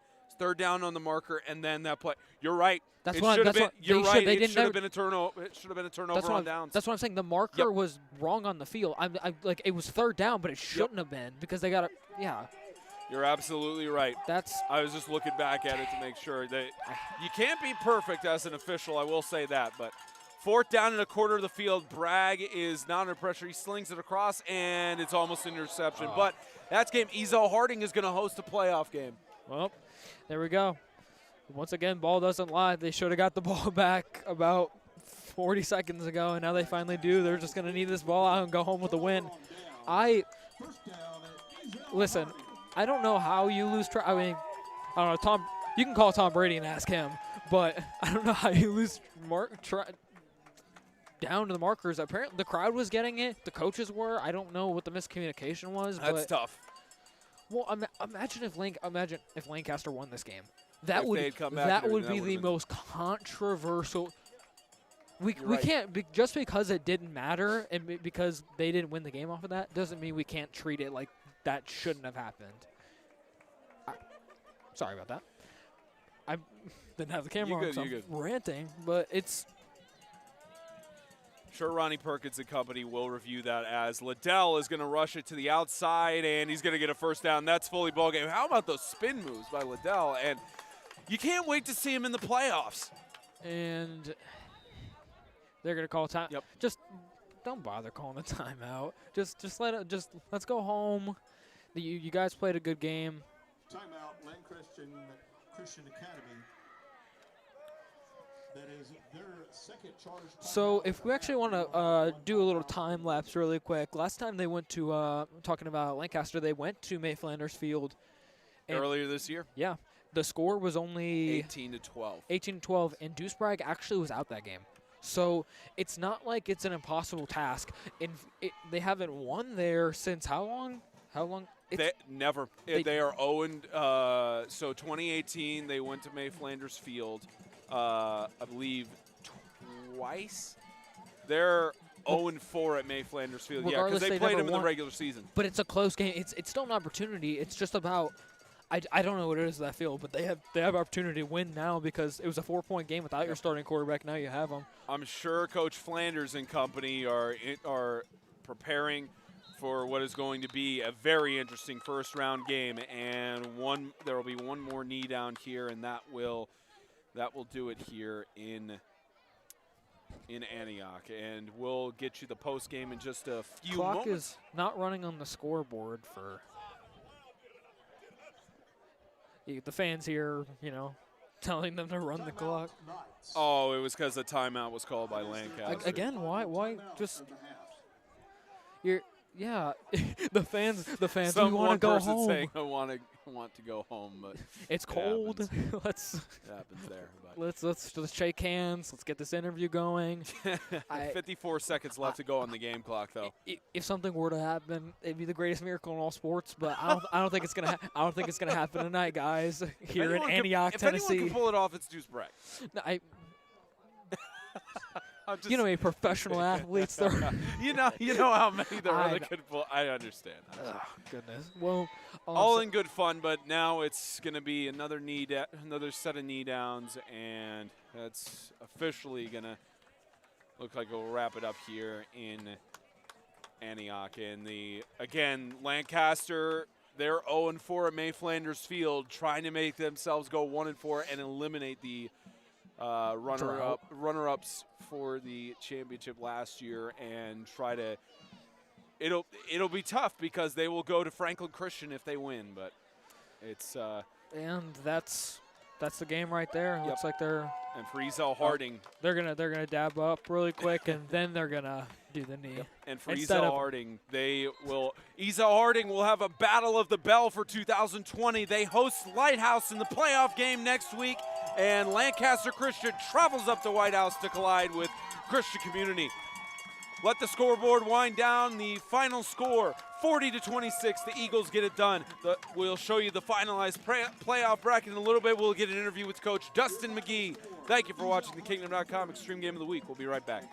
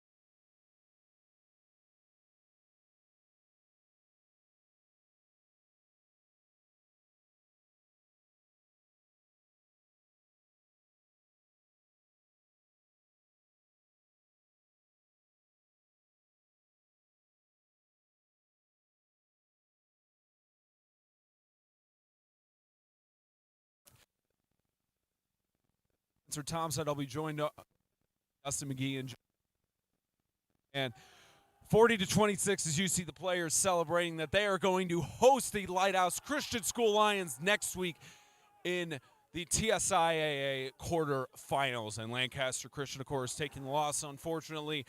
They have to travel up to May Flanders Field. It's going to be a tough task ahead of them as they collide with the Christian Community School Colts. And the record so far, 0-4. Not as positive there, but we got the coach walking to us just a few moments, and he's bringing Jamari Liddell over. Impressive, and good to see you, my friend. We got your cards. Welcome, ladies and gentlemen, Coach Dustin McGee. Congratulations on the win, and going into halftime, you guys were leading by 4. What did you tell your team to rally back and take the dominant lead and outscore Lancaster to not give them the lead at all this game? I mean, that was the best night of defense we played all year. And, you know, the only reason we were up by 4, I guess, at half is because we gave them the ball 3 times. You know, when we don't turn the ball over, we are tough to beat. And we didn't turn the ball over second half, and you saw what happened. So. And, of course, Jamari Liddell over here. How has his leadership throughout the season impressed you as he's been able to make such great situations on the offensive side? I told you 2 weeks ago he's best player in state. Best leader in state, smartest kid in the state. I mean, he deserves every Chick-fil-A award you got. So we're looking for that one. He was also the Zaxby's most valuable player from your game last week against Riverside here in Stadium. And next week you've got to host the playoff game. You've earned the right for that, and it's against the Lighthouse Christian School Lions, who last year you guys defeated very comfortably, and they're said as if they're going to be the dark horse in the playoffs. Congrats on the win, of course, but what are you telling your guys as you collide with Coach Hollis and company next week? I mean, we don't really know a whole lot about Lighthouse this year, but it's always fun to play across road rival, I guess you'd call them. So we'll bring out that bell and have some fun. We're looking forward to seeing it. Anything you'd like to add on there, Mr. Liddell? Nothing at all. He just wants his Chick-fil-A He wants card. Chick-fil-A. We'll get him to you after the game and He's gonna everything. take me to Chick-fil-A. That sounds good. Congratulations on the win, Coach. We appreciate it and everything. So, all right. Tomorrow we've got a Lighthouse School Lions who are going to be.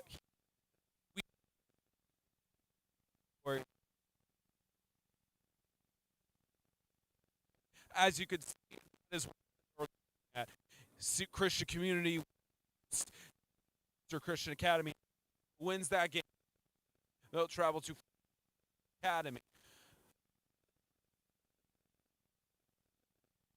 On the South School Patriots away of the game, quarterfinal game between the Mr. Helwig, any thoughts on this playoff Saturday night?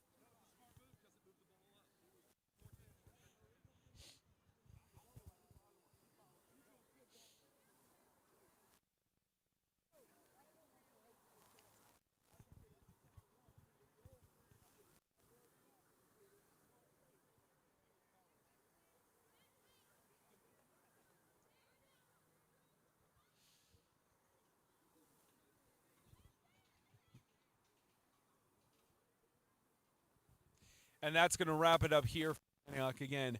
40-26, the final score. Eagles.